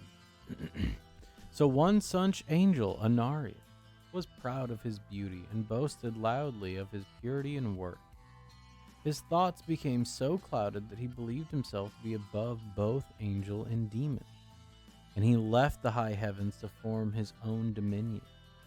He constructed a great cathedral of mirrored glass and crystal, and followers flocked to him, drawn by his numerous charm and wealth. Once Anarius had gathered a sizable army, he decided to prove his power. Anarius first laid siege to an infernal temple devoted to the worship of Mephisto, but made the foolish mistake of overestimating his prowess. The armies of Anarius laid waste to the temple and killed the dark monks that dwelled within. The three evils had considered the vain warrior a mere nuisance and amusement until this time, but this was an insult they could not bear. Mephisto himself is said to have appeared in the cathedral of Anarius. He laid waste to the church and the surrounding countryside. The Lord of Hatred took the proud archangel and his followers captive. He bound Anarius with tremendous chains and slowly tore the wings from the back of the angel. Great barbed hooks were then used to stretch out the once glowing skin, and his features were distorted by vile powers. Many followers of Anarius were given as gifts to Baal and Diablo, but the rest were molded to match the bloated image of the now crippled angel. To this day, Anarius is said to be trapped in hell within a chamber of mirrors, his eyelids torn from his face as he's forced to gaze upon his misshapen form for all eternity. His misguided followers now serve as hell's taskmasters, taking the anguish of their lost glory out on the bodies of others. These grotesque demons have considerable brawn hidden beneath their layers of greasy flab. Do not underestimate the strength or their intelligence, for crossing swords with them is ill-advised. You'd be far better served to combat with them with ranged weapons or magic. So we see several things about the overlords. Also, real quick, before I move on, I do want to mention the moon motif that is associated with Mephisto here. So in his sigil, you have a moon, a crescent moon, facing downward. That is, it can be it can be interpreted as the rise of occultism, especially in Mephisto's sense, and the particular way that the bones are strewn about as well, with the 5 points. It is the orientation of hatred upwards. But let me get back to the overlords. So this story, we know some about Inarius now, and I like that this is from a biased source because we know that this came from our boy Vishar. And so he doesn't know everything that happened there, but he does know the story of this. He knows the story of Inarius fighting Mephisto. But it says once Inarius had gathered a sizable army, he decided to prove his power. We'll see if that is actually the case. But his punishment certainly is. And the once magnificent angels that followed him are now all flabby and fat and disgusting creatures. And in fact, it's somewhat accepted that the Butcher is one of these followers of Inarius. Magma demons. Wait, let me pause 1 second because I do want to go back to that thought. So, the taking the anguish of their lost glory out on the bodies of others. That's significant. It's not on others; it's the bodies of others. And so you can see this, the sadistic nature of the Butcher. They don't, as far as we know, they don't eat these bodies. He's just mutilating them so he can take out his anguish of his lost glory. So interestingly enough, we do know some things about the Butcher, one of our favorite little friends. Now, the last of the monsters that belongs to Mephisto's entourage is the Magma Demons. During the Great Conflict, tremendous battles were fought in both the high heavens and the burning hells. Both sides often carried the conflict deep within the realms of their enemies. During one epic battle into the very heart of Mephisto's fiery lair, a group of brave Seraphim warriors fronted an assault against the Lord of Hatred himself. One of these angelic soldiers made a bold attack and struck a fierce blow that caused the foul blood of Mephisto to rain upon the ground. Each drop that fell seared through the crust of hell itself and formed powerful demons shaped of molten rock. These demons quickly rose to the aid of their master and drove back the forces of light by striking them with thrown masses of lava that seared both flesh and bone with the intensity of the burning hells. The losses dealt by these magma demons were tremendous. So what is blood in this situation, right? We have Mephisto's cursed blood being spilled upon the ground. Blood is that flowing essence that is within all of us. If you want to think of it like the oil in a car, right? It gives character to, and this is a Bloodborne idea as well, it gives character to whatever it is that imbibes it or encounters it or has it within themselves. And so we see that the flow orientation of Mephisto here is that of, it's almost acidic, right? Because it sears through the crust and it causes these magma demons to throw these searing heaps of lava. And it's almost acidic in the way you think that it is an antithetical being that has blood that harms others. Now, this quote from William Blake, I'll go ahead and read. "O Rose, thou art sick. The invisible worm that flies in the night in the howling storm has found out thy bed of crimson joy, and his dark secret love thy life destroys." So his dark secret love, well, let's go back up to the top. So the invisible worm that flies through the night in the howling storm. That is the essence of corruption and destruction, right? This is that seed of death that is carried on the wind. And so, having found this rose, this beauty, it must then need to be destroyed. And that's why we have this, because Baal is the Lord of destruction. The soldiers of Baal seek the undoing of the universe. So if anyone was unclear as to why Baal is the one we fight last in the second game, here you go. They strive for ultimate disorder and destruction, and to this end, covet the destruction of all they behold. Order is an abhorrence to them, and these creatures are the manifestations of the forces of chaos. And so, Bale's really almost chaos incarnate. We can see too a couple things about his sigil. It's very more war oriented.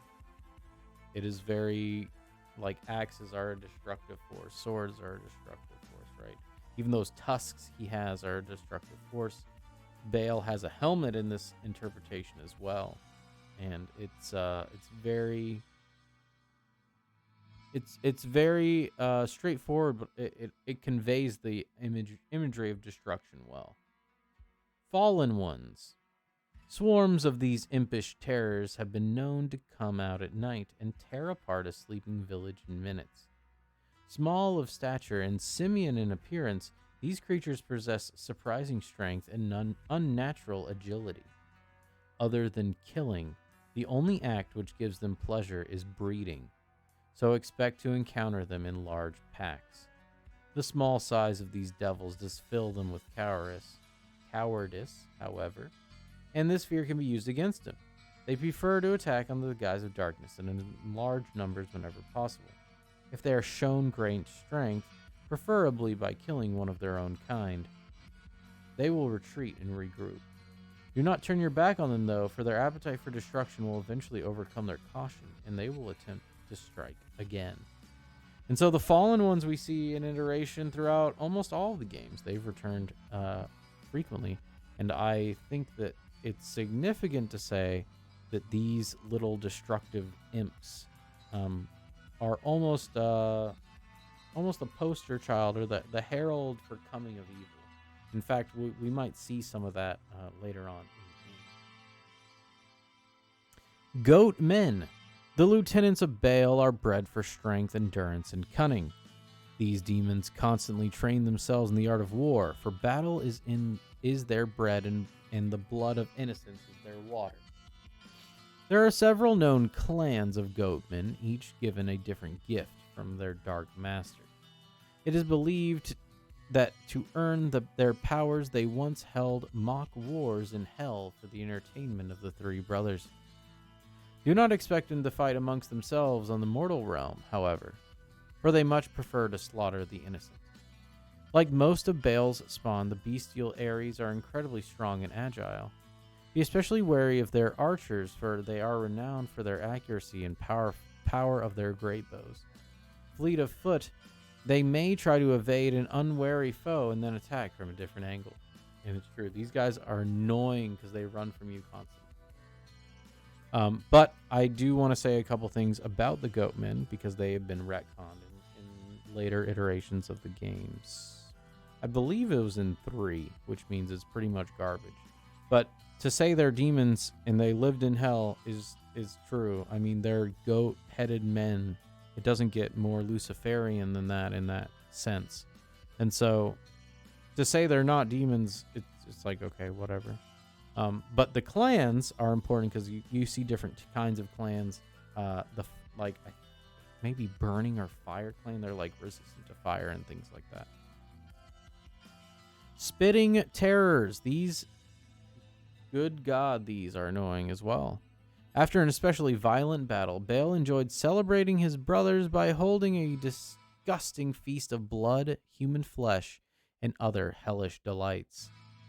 The Bestia Acerbus are the descendants of dog-like creatures that lived by feeding upon the remains of Baal's nightmarish feasts.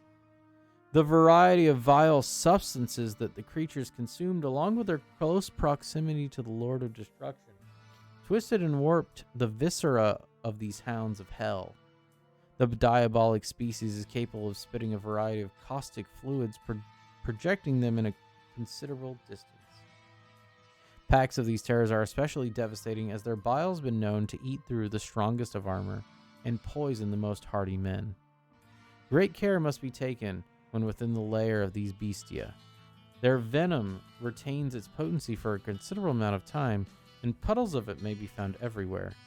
When killing the beasts, inner toxins eat through the now dead flesh, leaving a dangerous trap for those foolish enough to tread upon the corpse. So when you kill these guys, you take damage. And it's because the way Bale is and the spirit that he's kind of given to these creatures. The feasts, the gluttonous nature that they take in only leads to destruction, as you can see. Now, the last of Bale's servants are the horned demons. Used as living siege engines, there are numerous accounts of these juggernauts smashing into lines of the seraphim and leaving only death and ruin in their wake. The skull and the single horn in the snout of the demon are unnaturally durable. The horned demons prefer to wait until a clear path is available and then charge toward their victim at incredible speed. Be wary of this initial charge. It is far better to deal with these creatures in close quarters or with magic. So here, these are basically just brutes, barbarian brutes that will charge in and destroy anything in their path. This is almost the consolidation of those destructive ideas. I will also say in the game that that charge does a lot of damage, and sometimes you can get blindsided. I'm going to read this Beowulf quote before I read our last brother, our youngest and last brother. Youngest for a reason. Strange and strident, it shrilled terror to the ears that heard it through the hall's side wall. The grisly plant of God's enemy. His song of ill success, the sobs of the damned, one bewailing his pain. This is, I believe, when Beowulf is killing Grendel. And so the terror is what we're trying to get at here. So Diablo, the Lord of Terror. Metas. What was Odium and Exidium? Okay. Just wanted to get those Latin names real quick.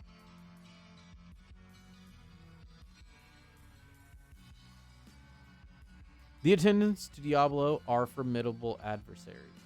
They prefer to wait for their opponent to display a moment of weakness before they attack. Equally dangerous in the dark or in your dreams. They are the fears of man-made flesh by Diablo's will. These nightmares lurk at the edges of mortal perception. From the moment that you take your first breath, and they long to be with you when you take your last. This is why Diablo is the last boss of this game. So first, you can see his sigil is very vampiric, and that's because they long to be with you when you take your last. Diablo wants to see you afraid and in terror. That gives strength to him and his will. One other thing is, it says, in your dreams, they are the fears of man-made flesh. Particularly in what we'll see is whoever Diablo has under his control, those fears are ones that become paramount demons. So let's get into Diablos. Winged fiends. Some people are so hungry for power and knowledge, they are willing to sacrifice their humanity to the lords of hell in exchange for gifts that inevitably turn against them. One such group, a dark cabal of wizards, decided to take the power of creation into their own hands and magically created a race of creatures to act as servants and messengers. Using infernal abilities granted to them through their arcane pact, they formed small bat-winged imps that they believed would prove useful in carrying out deeds that were too trivial for their own efforts. Each of these sorcerers created an entity that reflected his magical specialization. The creatures thus created were small, nimble, and possessed an unnatural cunning. At first, the corrupt sorcerers were overjoyed at the success of their experiment, but they soon began to notice the Elite did not serve them as loyally as they had hoped. The creatures had taken to secretly feeding from the very essences of their masters, weakening them and eventually killing them. The sorcerers tried to destroy their creations, but the fiends banded together to combat them. The winged fiends had been secretly breeding outside of the sorcerer's domains, and the swarms of them attacked, killing their former masters. To this day, the descendants of these creations terrorize the countryside. Do not underestimate these foul demons. They are physically weak, but possess great speed. Many of them possess unearthly abilities reflecting the powers of their creators, and also enjoy using their razor-sharp claws and hooked wings to tear the flesh from the faces of their victims. So, this was created by these wizards, not really by any fear, but the reason they are Diablos, I believe, is because the fear they instill. They're limitless, they can breed infinitely, they're not scared like the fallen ones, they feed on the fear, in fact. Scavengers are the smallest of a related group of demonic creatures that feed upon carrion, mostly remains of victims killed by their larger cousins. Unlike most scavengers, however, they are extremely aggressive and will not hesitate to attack anyone hapless enough to encounter them. They have powerful legs which they use for swift springing attacks, striking at vulnerable faces and throats. Their primary weakness is their voracious appetite. The smell of death may drive them into a feeding frenzy, where they will stop their attacks to feast upon the remains that are nearby. And it's true, we do see them eat some of those remains. It is equally true that the fear of being consumed is probably why these scavengers are in Diablo's camp. We haven't seen many other ones eat the remains, but these scavengers do, and that is a deep fear of being eaten. In fact, most children, that is their fear when they think of or see monsters. The Hidden. The Hidden are the boogeymen that haunt our dreams and live in the nightmares of children. Although they dwell at the edge of the physical and ethereal realms where they remain unseen by mortal sight, they can quickly manifest and strike those that appear vulnerable. Metus occultus and others of their ilk feed on the essence of fear. When wounded, they will seek to retreat back into the ether to heal themselves. It is important to note that even while invisible, the creature exists partially on the physical realm and can be affected by spells and weapons. So these unseen, right? That's another thing. Being stricken by something that you cannot see and you cannot understand. That again goes into the ideas of terror, right? Because these things can phase in and out of reality. It's almost they've transcended and become almost the ideas of fear itself. And the way that the hidden are manifest in the game goes to show that as well. Gargoyle. In ages past, it was customary to decorate buildings with stone statues of demons that were enchanted to serve as guardians and protectors of those within. The misshapen figures of the statues that were designed to taunt and anger any demons that attempted to gain interest. Diablo worked to unlock the wards that protected these granite images, and eventually was able to give them with a Hadean life. The gargoyles arose from their captive sleep and swooped down upon prey upon those whom they were created to protect. Naturally, the remaining statues were immediately destroyed, but there are signum that escaped and continue to terrorize the innocent to this day. The act of transforming from flesh to stone allows the creature to heal any wounds it has suffered, and so it's best to either avoid these demons entirely or hunt them down until they are dead. Do not allow them to flee, or they will soon return in full force. And so, one other thing that we see about a lot of these that serve Diablo, a lot of these monsters, is that they have the ability to heal. They are smarter than, let's say, the chargers of Baal. Like, if they're hurt, they'll back off and heal. And that's a scary thought too, that your enemy has the wherewithal to do that. It's also somewhat frightening the other way around, because the undead marching at you without worry about dying is also terrifying. Okay, so we finally arrived at the Librarius X Horadrim, which is the main lore that is in the manual. I believe on the right that is Iswal, I believe, but we'll get to it in a second. Book 1 of Heaven and Hell. The Great Conflict. Since the beginning, the forces of light and darkness have engaged in an eternal war, the Great Conflict, whose victor will rise from the apocalyptic ashes to hold sway over all creation. To this end, the angels of the high heavens adhere to strict militaristic disciplines. Seraphim warriors strike at the enemies of the light with swords imbued with righteous wrath and justice. The angels believe that only absolute discipline can properly restore order to the myriad realms, while the demonic denizens of the burning hells hold that absolute chaos is the true nature of all things. Very well said. The battles of the Great Conflict rage across both time and space, often infringing upon the very fabric of reality itself. From the crystal arch at the very heart of the high heavens to the arcane hellforge of the underworld, the warriors of these eternal realms journey to wherever their timeless conflict carries them. The legendary deeds of these heroes of the realms beyond elicit both veneration and insight. The greatest of these heroes was Iswal, lieutenant to the archangel Tyrael and bearer of the angelic rune blade Azurath. He once led a fierce attack upon the Hellforge as the creation of the dark demon blade Shadowfang was nearing completion. His quest was to destroy both wielder and weapon, a charge that he was destined never to complete. Iswal was overcome by the legions of chaos and tragically was lost to the darkness. His fate stands as a testament to the fact that the angels and demons alike shall fearlessly enter into any domain, so long as their hated enemies dwell within.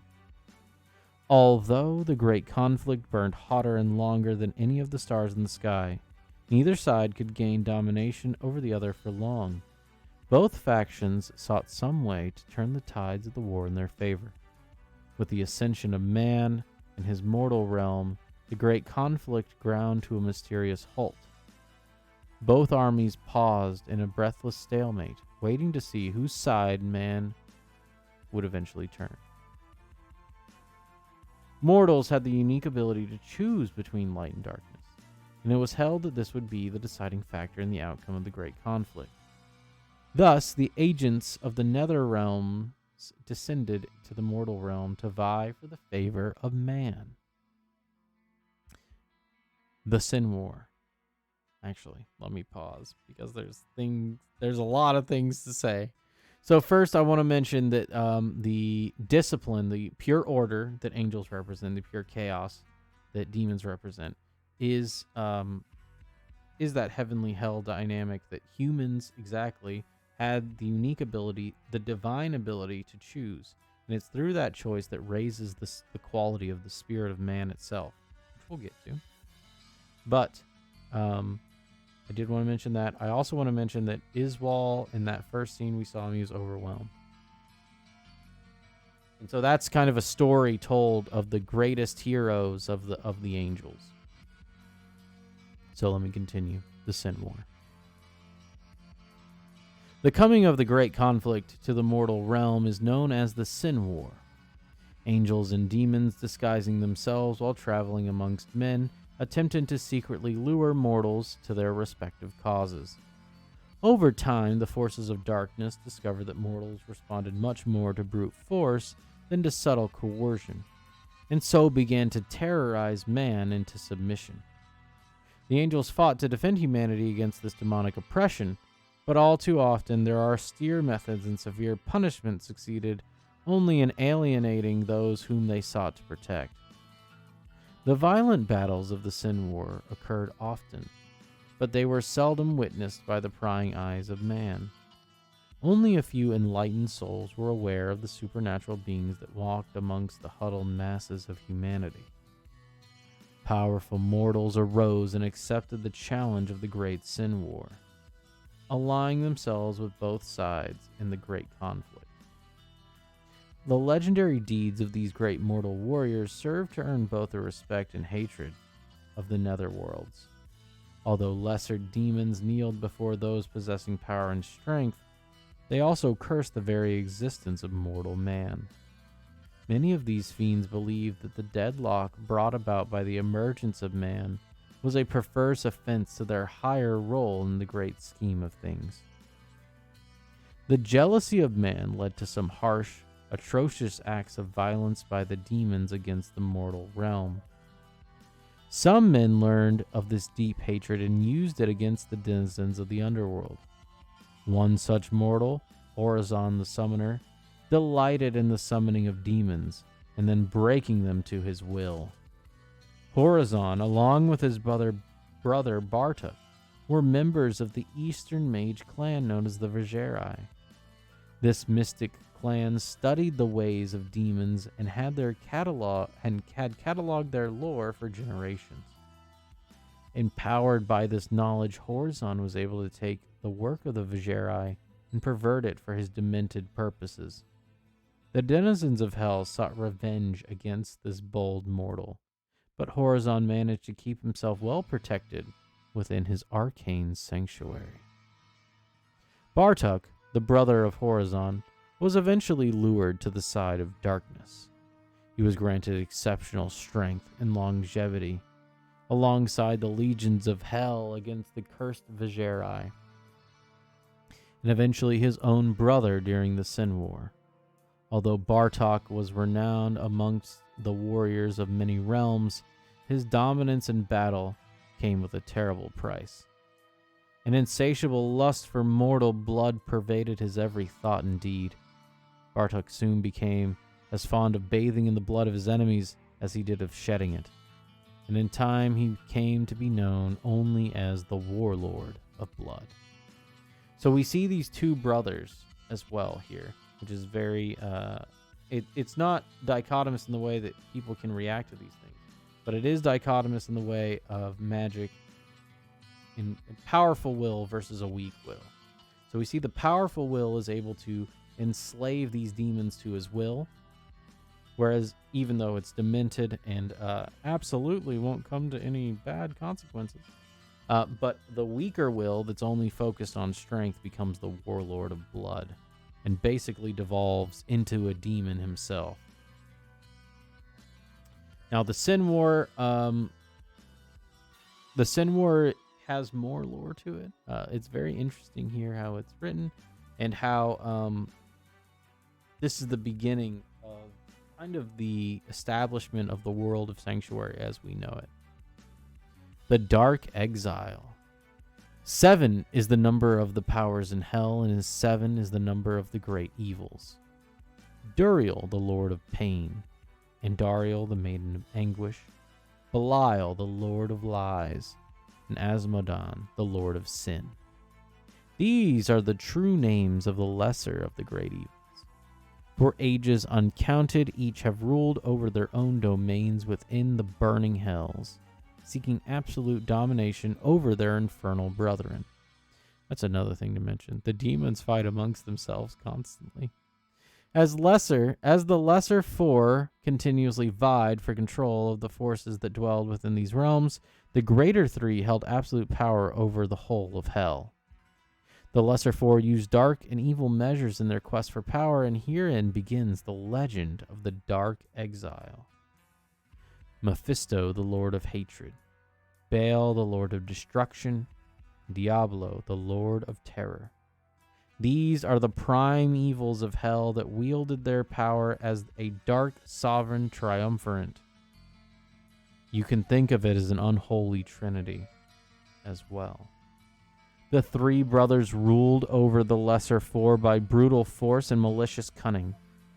Being the eldest and strongest of the evils, the three brothers were responsible for countless victories against the armies of the light. Although they never held sway over the high heavens for long, the three were justly feared by enemies and subject alike. With the ascension of man and the subsequent standstill of the great conflict, the three brothers began to devote their energies to the perversion of mortal souls. The three realized that man was the key to victory in the war against heaven, and thus altered their rigid agendum that they had propagated since the beginning, capital B beginning. This change caused many of the lesser evils to question the authority of the three, and so brought about a great rift between the prime evils and their servitors. In their ignorance, the lesser evils began to believe the three were afraid to continue with the war with heaven. Frustrated by the cessation of the war, Asmodan and Belial saw the situation as a chance to overthrow the prime evils and take control of hell for themselves. The two demon lords made a pact with their minor brethren, assuring them that the wretched plague of humanity would not deter the ultimate victory of the sons of hell. Asmodan and Belial devised a plan to end the stalemate, achieve victory in the Sin War, and ultimately rid the bloody crest of the great conflict straight into the very arms of Armageddon. Thus, a great revolution was set in motion as all of hell went to war against the three brothers. The brothers fought with all the savagery of the underworld and to their credit annihilated a third of hell's treacherous legions. In the end, however, they were overcome by the Horned Death, led by the traitors Asmodan and Belial. The prime evils, weakened and bodiless, were banished to the mortal realm, where Asmodan hoped they would remain trapped forever. Asmodan believed that the three set loose upon humanity, the angels would be forced to turn their focus upon the mortal plane, thus leaving the gates of heaven abandoned and defenseless. Those few demons who still pledge allegiance to the three fled the wrath of Asmodan and Belial, escaping to the realm of man to seek out their lost masters.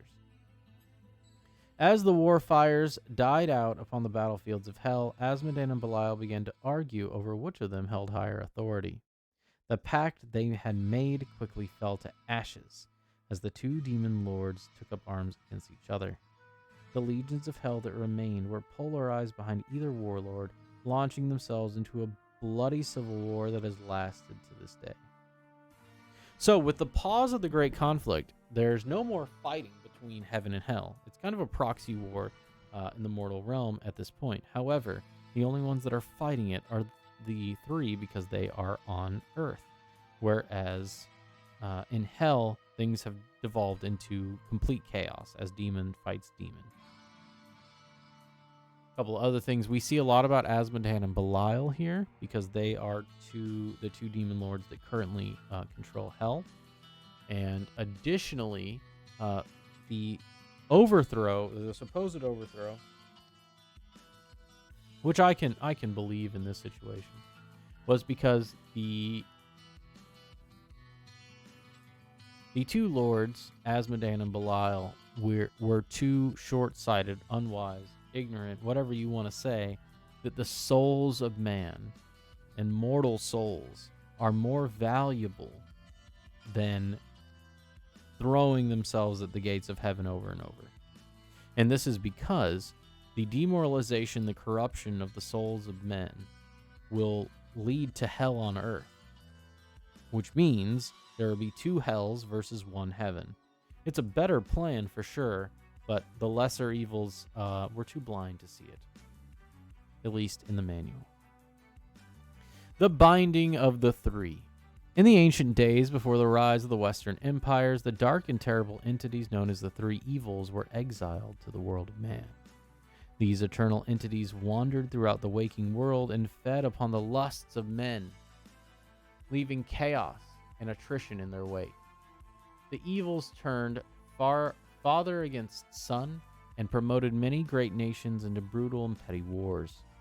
Their exile from hell left them with an insatiable hunger to bring suffering and pain to all who would not kneel before them. And so the three brothers ravaged the lands of the Far East for countless centuries.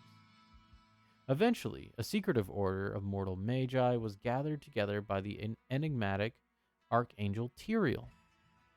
These sorcerers were to hunt the three evils and put an end to their vicious rampage. The order, known as the Horadrim, consisted of wizards from a diverse and numerous mage clans of the East, employing disparate magic practices and disciplines. This unlikely brotherhood succeeded in capturing two of the brothers within powerful artifacts called Soulstones. Mephisto and Baal were trapped within the swirling spiritual constraints of the Soulstones, were then buried beneath the dunes of the desolate eastern sands. The powers of hatred and wanton destruction seemed to diminish in the east as a nervous peace began to settle over the land. Yet for many decades, the Horadrim continued their grim search for the third brother, Diablo. They knew that if the Lord of Terror was left untamed, that there could never be any lasting peace within the realm of humanity. The Horadrim followed in their wake of terror and anarchy that spread throughout the western lands. After a great battle which claimed the lives of many brave souls, the Lord of Terror was captured and imprisoned within the last of the Soulstones, led by a group of Horadrim monks. By a group of Horadrim monks led by the initiate Jared Kane. These monks carried the cursed stones to the lands of Kondaros and buried it within the secluded cave near the river Talsande. Above this cave, the Horadrim constructed a great monastery from which they could continue to safeguard the Soulstone. The ages passed. The Horadrim constructed a network of catacombs beneath the monastery to house the earthly remains of the martyrs of their order. Let me continue. Generations passed into Kondaros, and the numbers of the Horadrim slowly dwindled. With no quests left to undertake, and too few sons to sustain guardianship, the once powerful order faded into obscurity. Eventually, the great monastery that they had built fell to ruins as well. Although villages grew and thrived around the shelter of the old monastery, no one knew of the dark, secret passageways that stretched into the cold earth beneath it. No one could have been dreaming of the burning red gem that pulsed within the labyrinth's heart. And that's going to bring us, I guess, up to speed with the Horadrim. So we see a couple things about the Horadrim. They dissipated over time. That idea of entropy is here again. Additionally, we see some interference from the Archangel Tyrael, who we know as an angel whose lieutenant failed but was a great hero. We also see that without hatred and destruction, the East was able to have some peace, but Diablo escaped to the West. So a couple things there. One last thing to mention is the Soulstones themselves, because we need to talk about those. Those are stones that can hold the essence of a demon, particularly these prime evils. That is the symbol of the Order of the Horadrim, and you can see the hierarchical structure inherent within it, and the crystal there, the diamond, you could say, is part of seeing the world in that disparate light. Now, next, we see a picture of the madness of the Black King. And so this is King Leoric, who we've read about briefly in the warrior section. And it seems like the halo around his head that would have been either the moon, or it could have even been a halo from one of those antiquated art pieces, is shattering. And so it really is him devolving into this blackness. We're going to see what that looks like. So Book 2, The Return of Terror. The Lands of Kondaros. Years after the last of the Horadrim had died, a great and prosperous society grew in the lands of the West. As time wore on, many Eastern pilgrims settled in the lands surrounding Kondaros and soon established small self-contained kingdoms. A few of these kingdoms bickered with Kondaros over holdings of property or routes of trade. These squabbles did little to upset the lasting peace of the West, and the great northern kingdom of Westmarch proved to be a strong ally of Kondaros as the two lands steadily engaged in ventures of barter and commerce. During this time, a new religion of light known as Zakarum began to spread throughout the kingdom of Westmarch and into many of its northern principalities. Zakarum, founded in the Far East, implored followers to enter into the light and forsake the darkness that lurked within their souls. The people of Westmarch adopted the statues of the Zakarum as their sacred mission in the world, and Westmarch began to turn towards its neighbors, expecting them to embrace this new beginning as well. Tensions rose between the kingdoms of Westmarch and Kondaros as priests of Zakarum began to preach their foreign dogma, whether they were welcomed or not. It was then that the great northern lord, Leoric, came unto the lands of Kondaros, in the name of Zakarum declared himself king. Leoric was a deeply religious man and had brought many knights and priests with him that comprised his Order of Light. Leoric and his trusted advisor, the Archbishop Lazarus, made their way to the city of Tristram. Leoric appropriated the ancient, decrepit monastery in the outskirts of town for a seat of power, renovating it to match its time-lost glory. Although the free people of Condoros were not pleased with being placed under the sudden rule of a foreign king, Leoric served them with justice and might.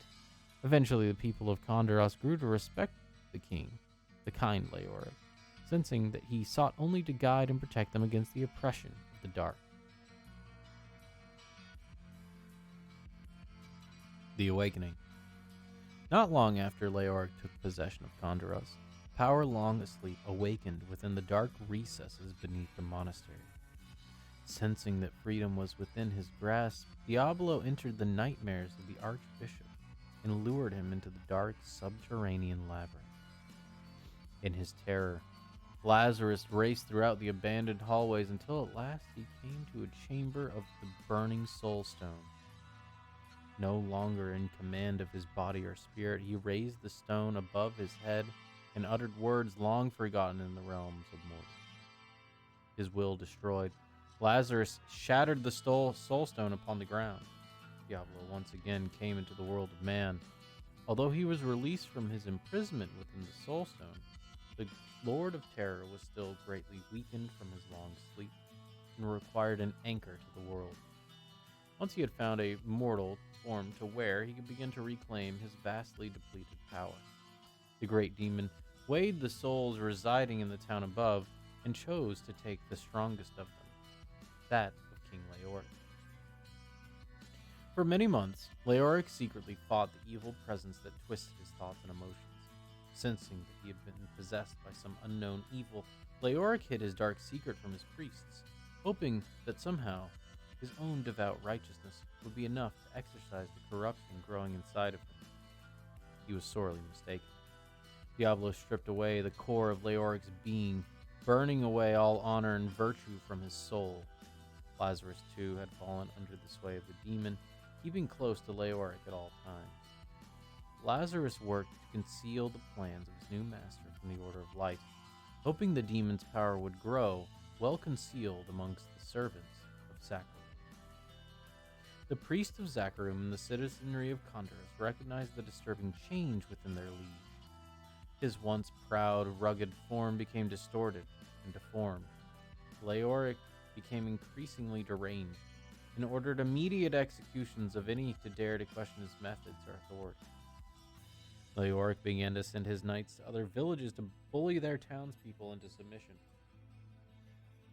The people of Condoros, who had once grown to see great honor in their ruler, began to call Leoric the Black King. Driven to the brink of madness by the Lord of Terror, King Leoric slowly alienated his closest advisors and friends. Lochdanan, captain of the Knights of the Order of the Light, an honored champion of Zacharum, tried to discern the nature of the king's deteriorating spirit. Yet at every turn, the Archbishop Lazarus would waylay Lochdanan and admonish him for questioning the actions of the king. As tensions grew between the two, Lazarus charged Lochdanan with treason against the kingdom. To the priests and knights of Leoric's court, the prospect of Lochdanan committing treason was ridiculous. Lochdanan's motives were honorable and just, and soon many began to question the reason of their once beloved king. Leoric's madness was growing more obvious with each passing day, sensing that the advisors of the court were becoming increasingly suspicious of foul treachery. Lazarus desperately sought to contain the eroding situation. The Archbishop masterfully convinced the delusional Leoric that the kingdom of Westmarch was plotting against him, secretly planning to dethrone him and annex Condoros into its own lands. Leoric flew into a rage and summoned his advisors to his side. Manipulated by the Archbishop, the paranoid king declared a state of war between the kingdoms of Condoros and Westmarch. Leoric ignored the warnings and admonishments of his advisors, and the royal army of Condoros was ordered to the north to engage in a war they did not believe in. Lochdanan was appointed by Lazarus to lead the armies of Condoros into Westmarch. Although Lochdanan argued Against the necessity of the coming conflict, he was honor bound to uphold the will of his king. Many of the high priests and officials were forced to travel north as emissaries on errands of diplomatic urgency as well. The desperate ploy of Lazarus has succeeded in sending many of the king's more troublesome advisors to their certain deaths. The darkening of Tristram. The absence of prying advisors and inquisitive priests left Diablo free to assume control over the king's battered soul. As the Lord of Terror attempted to strengthen his hold upon the maddened king, he found that the lingering spirit of Leoric fought him still.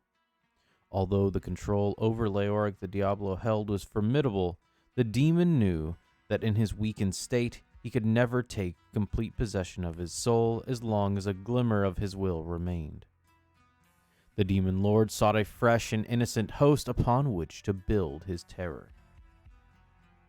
The demon relinquished his control over Leoric, but the king's soul was left corrupted and his mind crazed. Diablo began to search throughout Condorus for the perfect vessel to act as his focus, and found such a soul easily within his reach. Enjoined by his dark master, Lazarus kidnapped Albrecht, the only son of Leoric, and dragged the terrified youth down into the blackness of the labyrinth. Flooding the boy's defenseless mind with the essence of pure terror, Diablo easily took possession of the young Albrecht. Pain and fire raced through the child's soul. Hideous laughter filled his head and clouded his thoughts. Paralyzed with fear, Albrecht felt the presence of Diablo within his mind, as it seemed it pushed to push him down deeper and deeper into darkness and oblivion. Diablo gazed upon his surroundings through the eyes of the young prince. A lustful hunger still tortured the demon after his frustrating bout for control over Leoric, but the nightmares of the boy provided ample sustenance to sate him. Reaching deep into Albrecht's subconscious, Diablo ripped the greatest fears of the child from their hiding places and gave them breath. Albrecht watched as if out of a dream. Twisted and disfigured forms appeared all around him. Unholy, writhing visages of terror danced around him, chanting choruses of obscenity. All of the monsters that he had ever imagined or believed that he had seen in his life became flesh and were given life before him. Large bodies comprised of living rock erupted from the walls and bowed to their dark master. The ancient skeletal corpses of the Horadrim arose from archaic crypts and lumbered off into the red-washed corridors beyond. As the cacophony of madness and nightmares hammered its final blow against Albrecht's shattered spirit, the bloodlusted ghouls and demons of his mind scattered and scrambled maniacally into the lengthening passageways of his waking nightmare. The ancient catacombs of the Horadrim had become a twisted labyrinth of raw, focused terror. Empowered by Diablo's possession of young Albrecht, the creatures of the boy's own imagination had gained corporeal form. So strong was the terror that grew inside of Albrecht that the borders of the mortal realm began to warp and tear. The burning hell began to seep into the world of man and take root within the labyrinth. Beings and occurrences displaced by time and space and long lost to the history of man were pulled screaming into the ever-expanding domain. The body of Albrecht, fully possessed by Diablo, began to distort and change. The small boy grew, and his eyes blazed as tendril-like spines ripped through his flesh. Great arched horns erupted from Albrecht's skull as Diablo's altered form of the child to match that of his own demonic body. Deep within the recesses of the labyrinth, a growing power was being harnessed. When the moment was right, Diablo would venture once more into the mortal world and free his captive brothers, Mephisto and Baal. The primevals would be reunited, and together they would reclaim their rightful place in hell. So goodness, that is a excellent piece of lore here. This is so mythologically significant because, like I said earlier, this game is not hopeful. Now, a couple things that I want to mention. So as we saw in the Bestiary, actually, let me start at the very beginning. So with Leoric, Leoric is able to fight Diablo off in this form, and that's also to say that Leoric has some redeeming qualities about him. All of his fears were things that were not conceivable, but they were in order. He was manipulated into thinking he was serving the light, is what I'm trying to get at. Which is something like he has the good intentions of it, right? Where, as we will see, someone whose will is weak would not be able to keep that part of himself. And so Diablo gives up on taking over Leoric, but he is a broken shell of a man. Then Diablo has to find a new vessel because he is still in soul form. He cannot take physical form. And that is because he is a spiritual being. He cannot be killed like a physical being. And so, much like that, he exists in a spiritual form and needs a vessel to inhabit. And so he chooses the only son of Leoric. And I'm going to put some emphasis on that. I don't care what Diablo 3 says. The Albrecht being the only son of Leoric is significant because it represents what we were talking about earlier in the inheritance. The very first thing we saw, the initiate, right? That inheritance of that wisdom being how to progress forward and the reaching back into the ancestral past, right?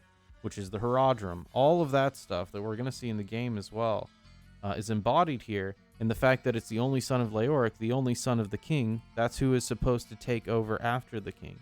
And so you have to kind of think about it in more of a historical sense, because in history, the securing of the path of lineage was a lot of what these monarchs did in the past, because it wasn't even enough to have one son, because that son could die in a battle or in a storm. Think about it, Henry the Black Prince.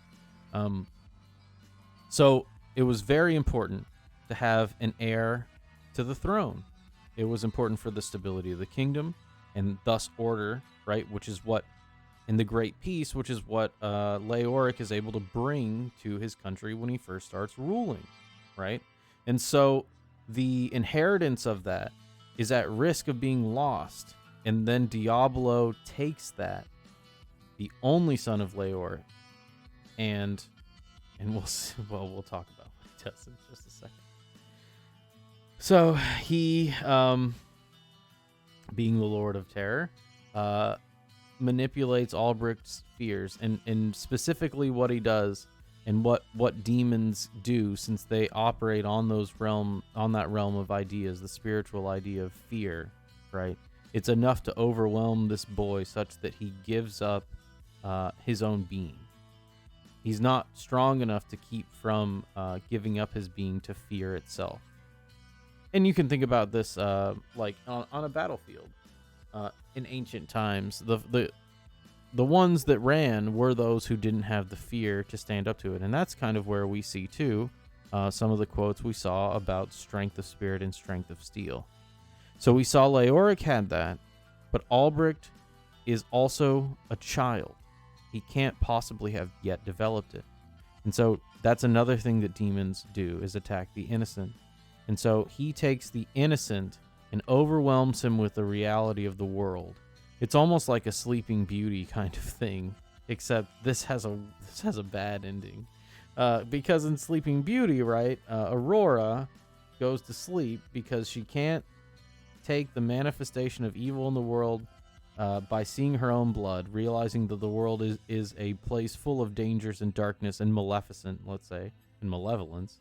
And so she'd rather be asleep. But this is worse, because Albrecht becomes a vessel of this demon. So he as in Diablo, takes control of Albrecht and manifests all of the demons and fears that he has. And this is what he could have done with Leoric if he was able to fully control him. But he wasn't. And so the land before this was not overwhelmed with demons. But of course, it is the innocent mind and one that has no integration of real evil that would manifest this. And that's exactly it. It's akin to the idea of those who are meek will inherit the earth, but that's a bad translation. I like the idea that Dr. Peterson comes up with, where he says, those who have swords and know how to use them but keep them sheathed will inherit the earth, right? And that's the thing. Albric doesn't know how to use a sword, and so Diablo's targeting of him is an overwhelming, and it also is a demoralizing factor because now it's the prince that's gone, and that's, like I said, really symbolic for the kingdom as well. And so Diablo makes all of these demons out of Albric's fears. Now, I do want to say, it specifically says all the monsters that he had ever imagined or believed that he had seen in life.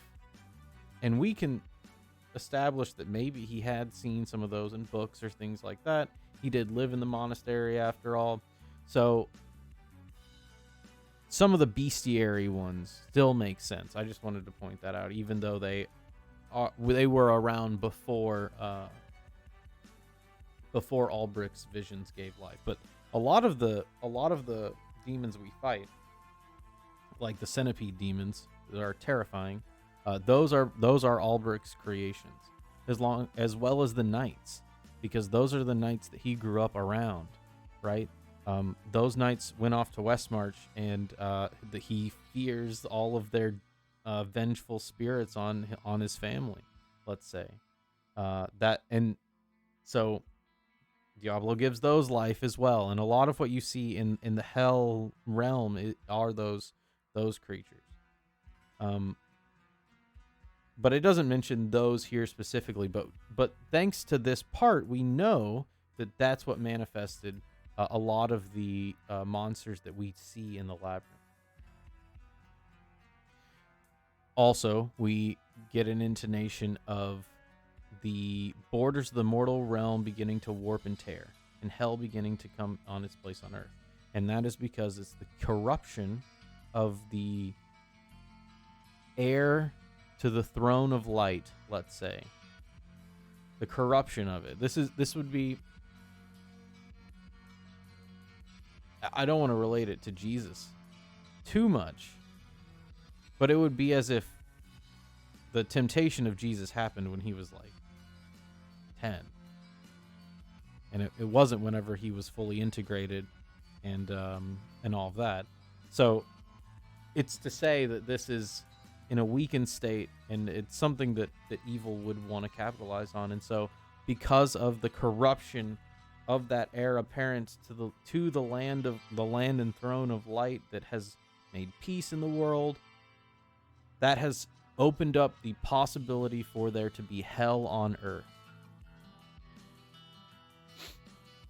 And it's because of these ideas and the corruption of that, like I said. Also, we see the transformation of Albric described here, and the ultimate goal of Diablo, which is interesting, because before we saw they kind of just rampaged on Earth and didn't really care about going back to hell, but we'll get to that.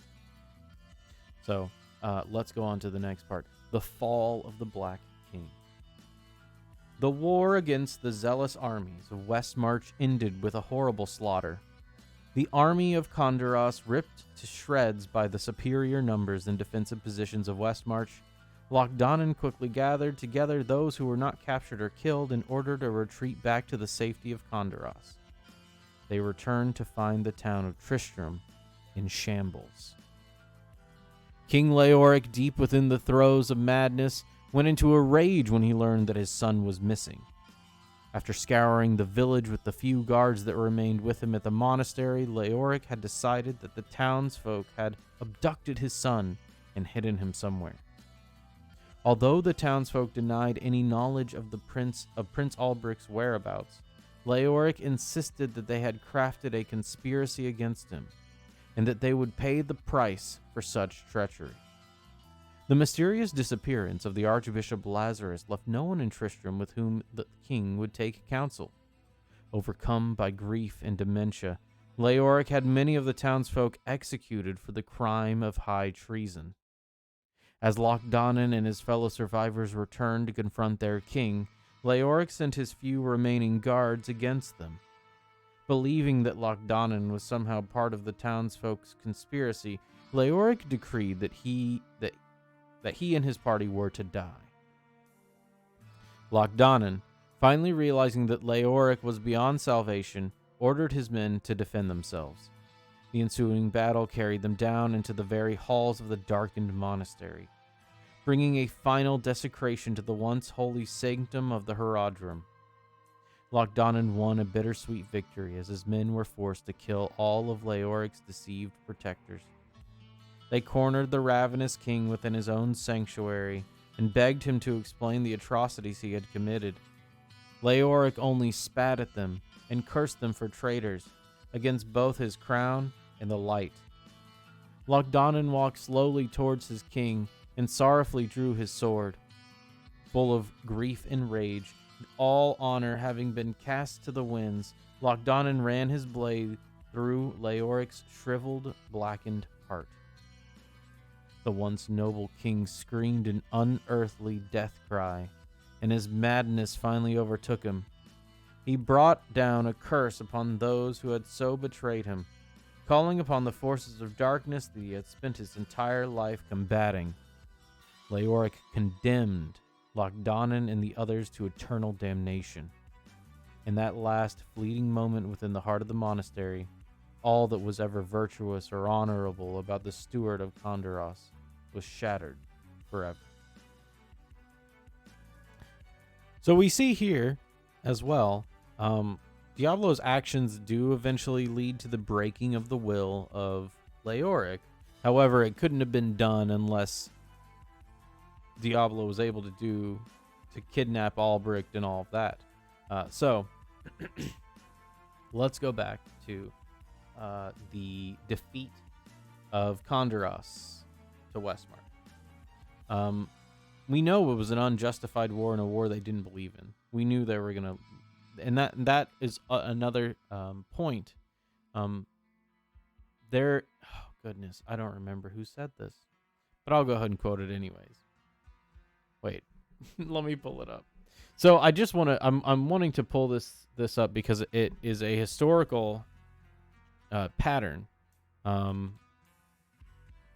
In war, even in the chaos of history and the randomness of it, there's kind of a sticking point through it.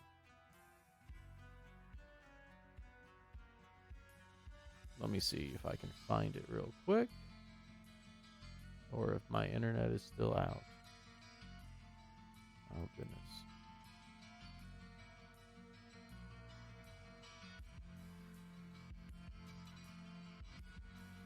Okay, hold on. I'm getting it. I'll probably just cut this part out.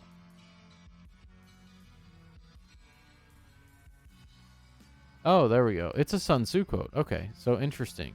This does fall in line with some of the things that were in the quotes earlier, even though I don't know if Sun Tzu was specifically quoted. I don't think he was. It says, victorious warriors win first and then go to war, while defeated warriors go to war first and then seek to win. Now, this is important because, like I said, they, as in the soldiers of Condoros, had no reason to fight Westmarch. That was a product of the paranoia and fear that was instilled within Leoric. And I want to mention too, these demons are representative of that unholy trinity. Diablo being malevolence. Actually, they're all unholy in that way. And so each of them can manipulate those. And that's kind of why we see all of them have kind of each other's demons in tow. They don't necessarily only have certain views. But I wanted to mention that because it is that pattern that we see that drives them to defeat, and then when they return, it's even worse. So that return journey, and it's not like Westmarch pursues them because they also didn't really want to fight in the first place. It was Leoric's, and I don't want to praise Leoric too much because it's a lot of his blindness and his refusal to, his tendency to keep things in the dark, let's say, and not actually bring things into the light, which is what he professes to be. And so Leoric is that he's too blinded, let's say, and so it's really a detriment to the kingdom. And as we see that blindness and what happens in that pattern and that corruption as it grows, there's kind of no turning back. It's kind of an ebb and flow, and that's what we see with the high heavens and the burning hells, except we are also going to see in this series, and I'll probably do Diablo 2 with this as well, the ultimate goal, which I'll talk about. So they return. Lazarus is gone. So we already see the abandonment of Lazarus. Lazarus was the first one to be taken over. And to say, too, that the spirit of Diablo taking over Lazarus first is significant because he is supposed to be the holy man among them all. He is the bishop, right? He's the bishop for that region. And in Catholicism, bishops are only below cardinals and then popes. So he's pretty high order. He's an archbishop as well. So we may even address that as almost head of the church. And so he being corrupted first by Diablo shows that even the most close to the light might not be. And so we can assume some things about Lazarus as well because of how easily he was turned. Leoric takes a long time, and it's not like Lazarus is possessed here, but Lazarus serves Diablo almost willingly and instantly. And that corruption inside the institution of the church is eventually what leads to the downfall of the whole kingdom. So the corruption of spirituality itself, which is why this game is so brilliant, because it starts there and it has to start there, and it eventually leads to the subjugation of children. This is a dark game. But let's continue. So then we get some betrayal. Well, it's for his own good. But we see Lochdonan becomes a kingslayer. He goes and fights with Leoric's remaining forces and then has to kill Leoric. But at the last moment, Leoric's will is completely broken. His spirit is corrupted wholly. And so he calls upon the forces of darkness so he can curse these men. And we'll see the product of that. We'll see how Leoric likes that choice. Because if he would have remained, it may have not been so bad. If he would have maintained his at least his affiliation with what he thought was the light, which is what I was saying his redeeming quality was earlier. But it even says here that there's no more redemption within Leoric. All that was ever virtuous or honorable was gone. Finally, we get to the reign of Diablo, and I think we only have a couple pages left. So thank you for listening this far, if you are still listening. The reign of Diablo. The Black King lay dead, slain at the hands of his own priests and knights. The young Prince Albrecht was still missing, and the proud defenders of Kondaros were no more. The people of Tristram looked about their lifeless town and were greatly dismayed. Awash in feelings of both relief and remorse, they soon realized that their troubles had merely begun. Strange, eerie lights appeared in the darkened windows of the monastery. Misshapen, leathery-skinned creatures were seen venturing forth from the shadows of the church. Horrible, wounded cries seemed to linger on the wind, emanating from deep underground. It became apparent that something quite unnatural had infested the once holy site. Travelers on the road surrounding Tristram were accosted by cloaked riders that seemed to now constantly roam the deserted countryside. Many villagers fled Tristram, making their way to other towns or kingdoms, fearing of some unnamed evil that seemed to wait in the shadows all around them. Those few who chose to remain seldom ventured out at night, and never tread foot upon the grounds of the cursed monastery. Whispered rumors of poor, innocent people being abducted in the night by wicked, nightmarish creatures filled the halls of the local inn. With no king, no law, no army left to defend them, many of the townsfolk began to fear an attack from the things that now dwell beneath their town.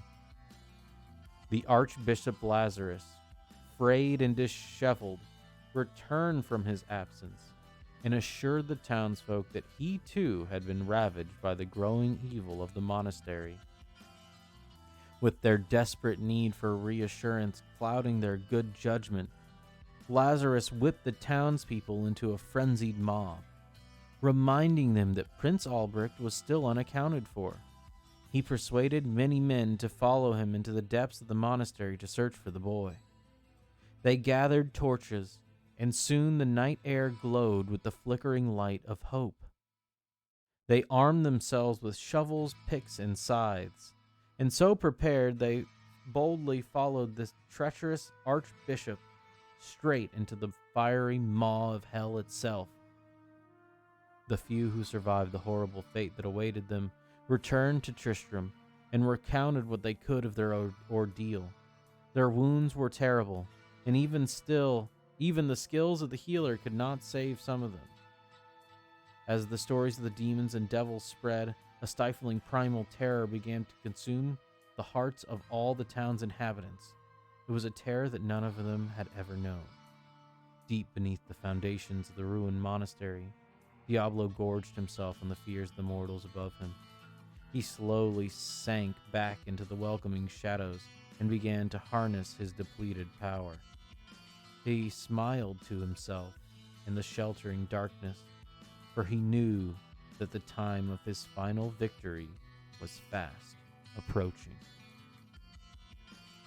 Several things we see here. So, at last, the army is destroyed. All order is destroyed. Diablo has become an instantiation of chaos in the land and destroyed all the institutions, either by corrupting them or having...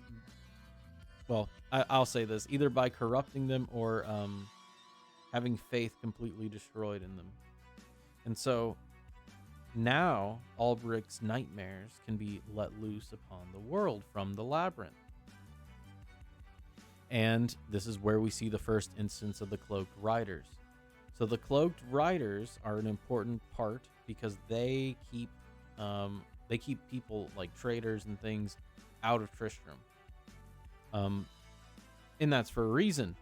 Diablo wants to be left alone to his own devices so he can slowly consume this town. Now, another interesting thing that we see is the assault on the monastery that the Archbishop leads happens just after this. Everyone is already dead, but the townsfolk, like I said before, they understand the value of Albrecht and seeing hope for a return of order to their lands, because if they can rescue the heir of the king, he can be crowned king and return order to the land. After all, he is the son who went down into the depths of the underworld, and if he is returned, he should have the wisdom of the ancestral past to rule well. However, this is not that kind of story. So Albrecht is already corrupted. and he's not even allowed to commune with any paternal spirit because he is overwhelmed by the evil of the world, the malevolence that exists. And so Diablo, knowing that this will cause the greatest instantiation of despair, as the townsfolk gather up and rekindle their hope with the flickering light of hope. So they had their torches, and that was kind of the flame of life of Tristram. And it's led into the labyrinth and is immediately snuffed out by the darkness that has enveloped that place, thanks to the terror that Diablo has wrought. And he takes glee in this, and he smiles to himself, like the smile of the wicked that takes glee in destroying the being and morality of life itself. And so this is where our game begins. I think yes, here we go. There's some art. So the corruption of Prince Albrecht, and I used that word already, even before seeing this picture for this time. I mean, I've read this already before, but I'm really reviewing it here. Next, you can see the Soulstone. And in the Soulstone drawing, you can see where it's supposed to go, things like that. The head or that middle part. And you can also see Diablo there on the left. He has the Soulstone in his forehead.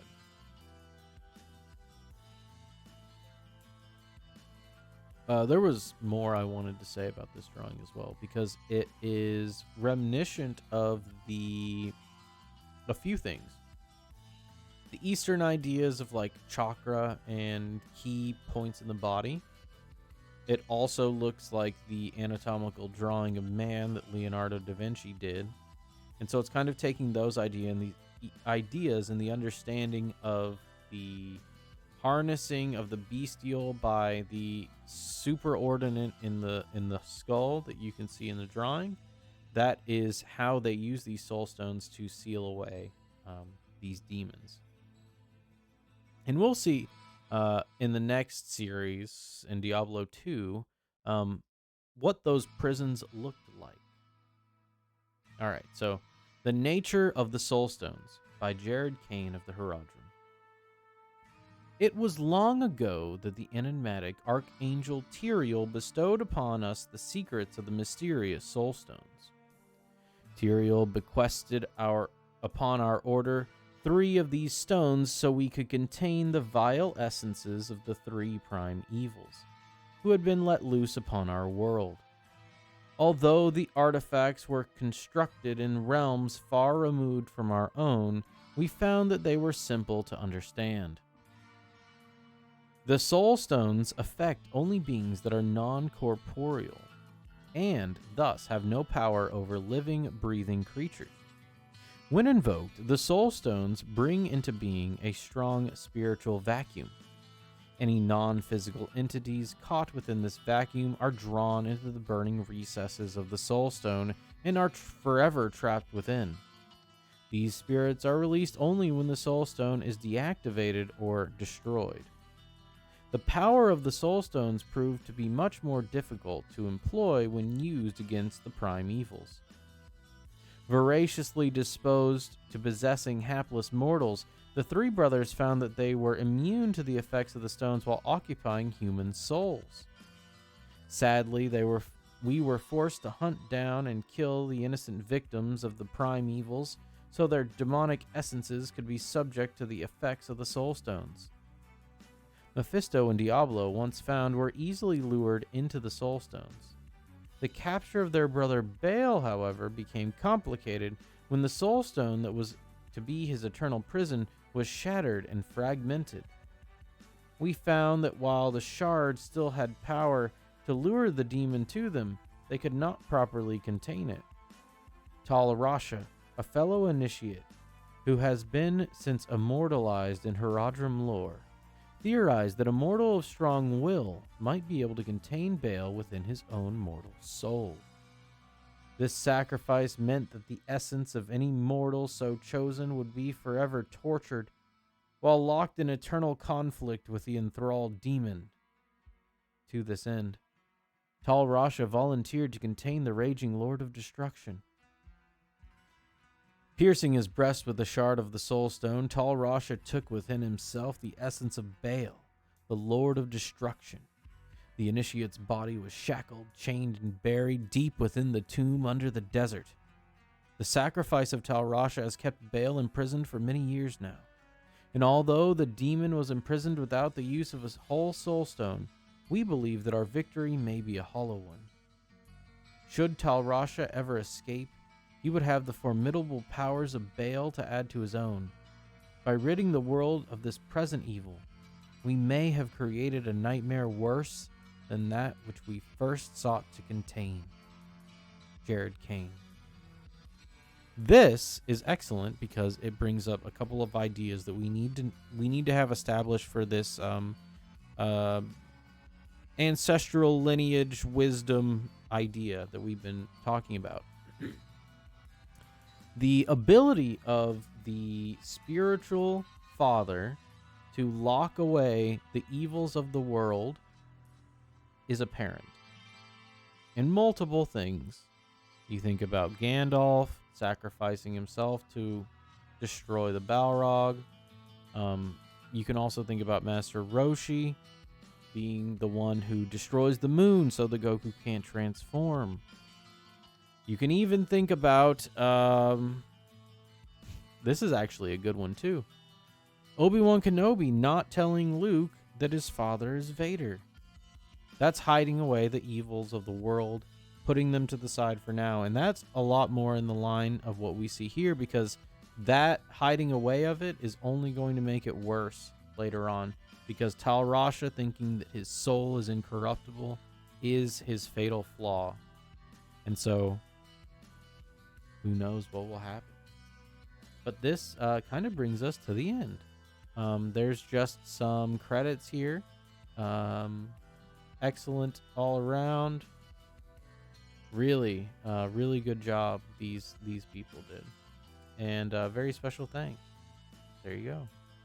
So, I hope you enjoyed this. I think what we'll do now is talk a little bit about the meta-analysis of the manuals being used as lore. I don't see a problem with it. To me, a lot of the lore that I see analyzed in other media is just describing what happens and like unraveling the mystery of what happens, which is fine. But just like in a Sherlock Holmes novel, there is meaning behind it just because you find out the mystery. I mean, Sherlock usually finds out the mystery before the reader. And so in those instances, it's not really pertinent for Sherlock as a character, because he's operating on a different level of thought. And that's exactly what we see here as well, because Diablo is a non-corporeal being operating on realms of thought, and the idea of fear, wielding that itself to malevolent ends, is quite effective, as we saw. So I don't really have a problem with it. Special thanks to Guinness Brewing, Jackie Chan. I've not read this. This is amazing. Round Table Pizza. Woo! That's cool. Sorry, I didn't mean to get sidetracked there, but I think it's okay. Souls, for example, a lot of that is discovering what happened, but very few people go into what that means. Elden Ring has taken a good step in the direction as far as the community goes with that. Smotown is a good creator, and I liked Ratatosker's stuff too. Anyways, not to diverge too much. Here we get a lot of the backstory, so we don't have to. Well, we don't get a lot. We get a little bit. There are gaps that we will fill in as we play the game, which is important, because that's kind of the same way of storytelling. Although, what makes this different than Souls is a lot of the storytelling in this is done through character dialogue. Because you're coming back and forth to the town, it's really integrated that way into the gameplay. And so you can come back to the town and ask about different things. Whereas you could do that in Demon Souls, but those, you would have to assume those characters knew about those things, etc. Because you ask them about quests, and some characters don't actually know anything about quests anyways. But Cain usually has something to say. And so I don't really have a problem with the way they do the storytelling in this. I think is actually pretty well done in the manual. And you can get a lot of this information as well from the game. But it pays to read the manual because it's all background knowledge. It's all the lore that you need for your journey into the world of Diablo, which I don't know if they use Sanctuary. That I'm gonna have to look that up. We'll talk about that as we go on. But that's kind of the meta talk. I think this is we're pretty much good now. I hope you guys enjoyed this, the Diablo 1 manual. We're going to get more into, I need to record some gameplay so that I can start uploading that. I'll probably do it in sections because, I mean, this video is already a million years long. So probably upload it in sections. Be on the lookout for that. And I think it's just in time for Halloween. So hopefully we can have a spooky old time. Anyways, I hope you enjoyed it. I've been your host on the left, your only host today, because I'm doing these solo videos. So I will see you guys on the next episode.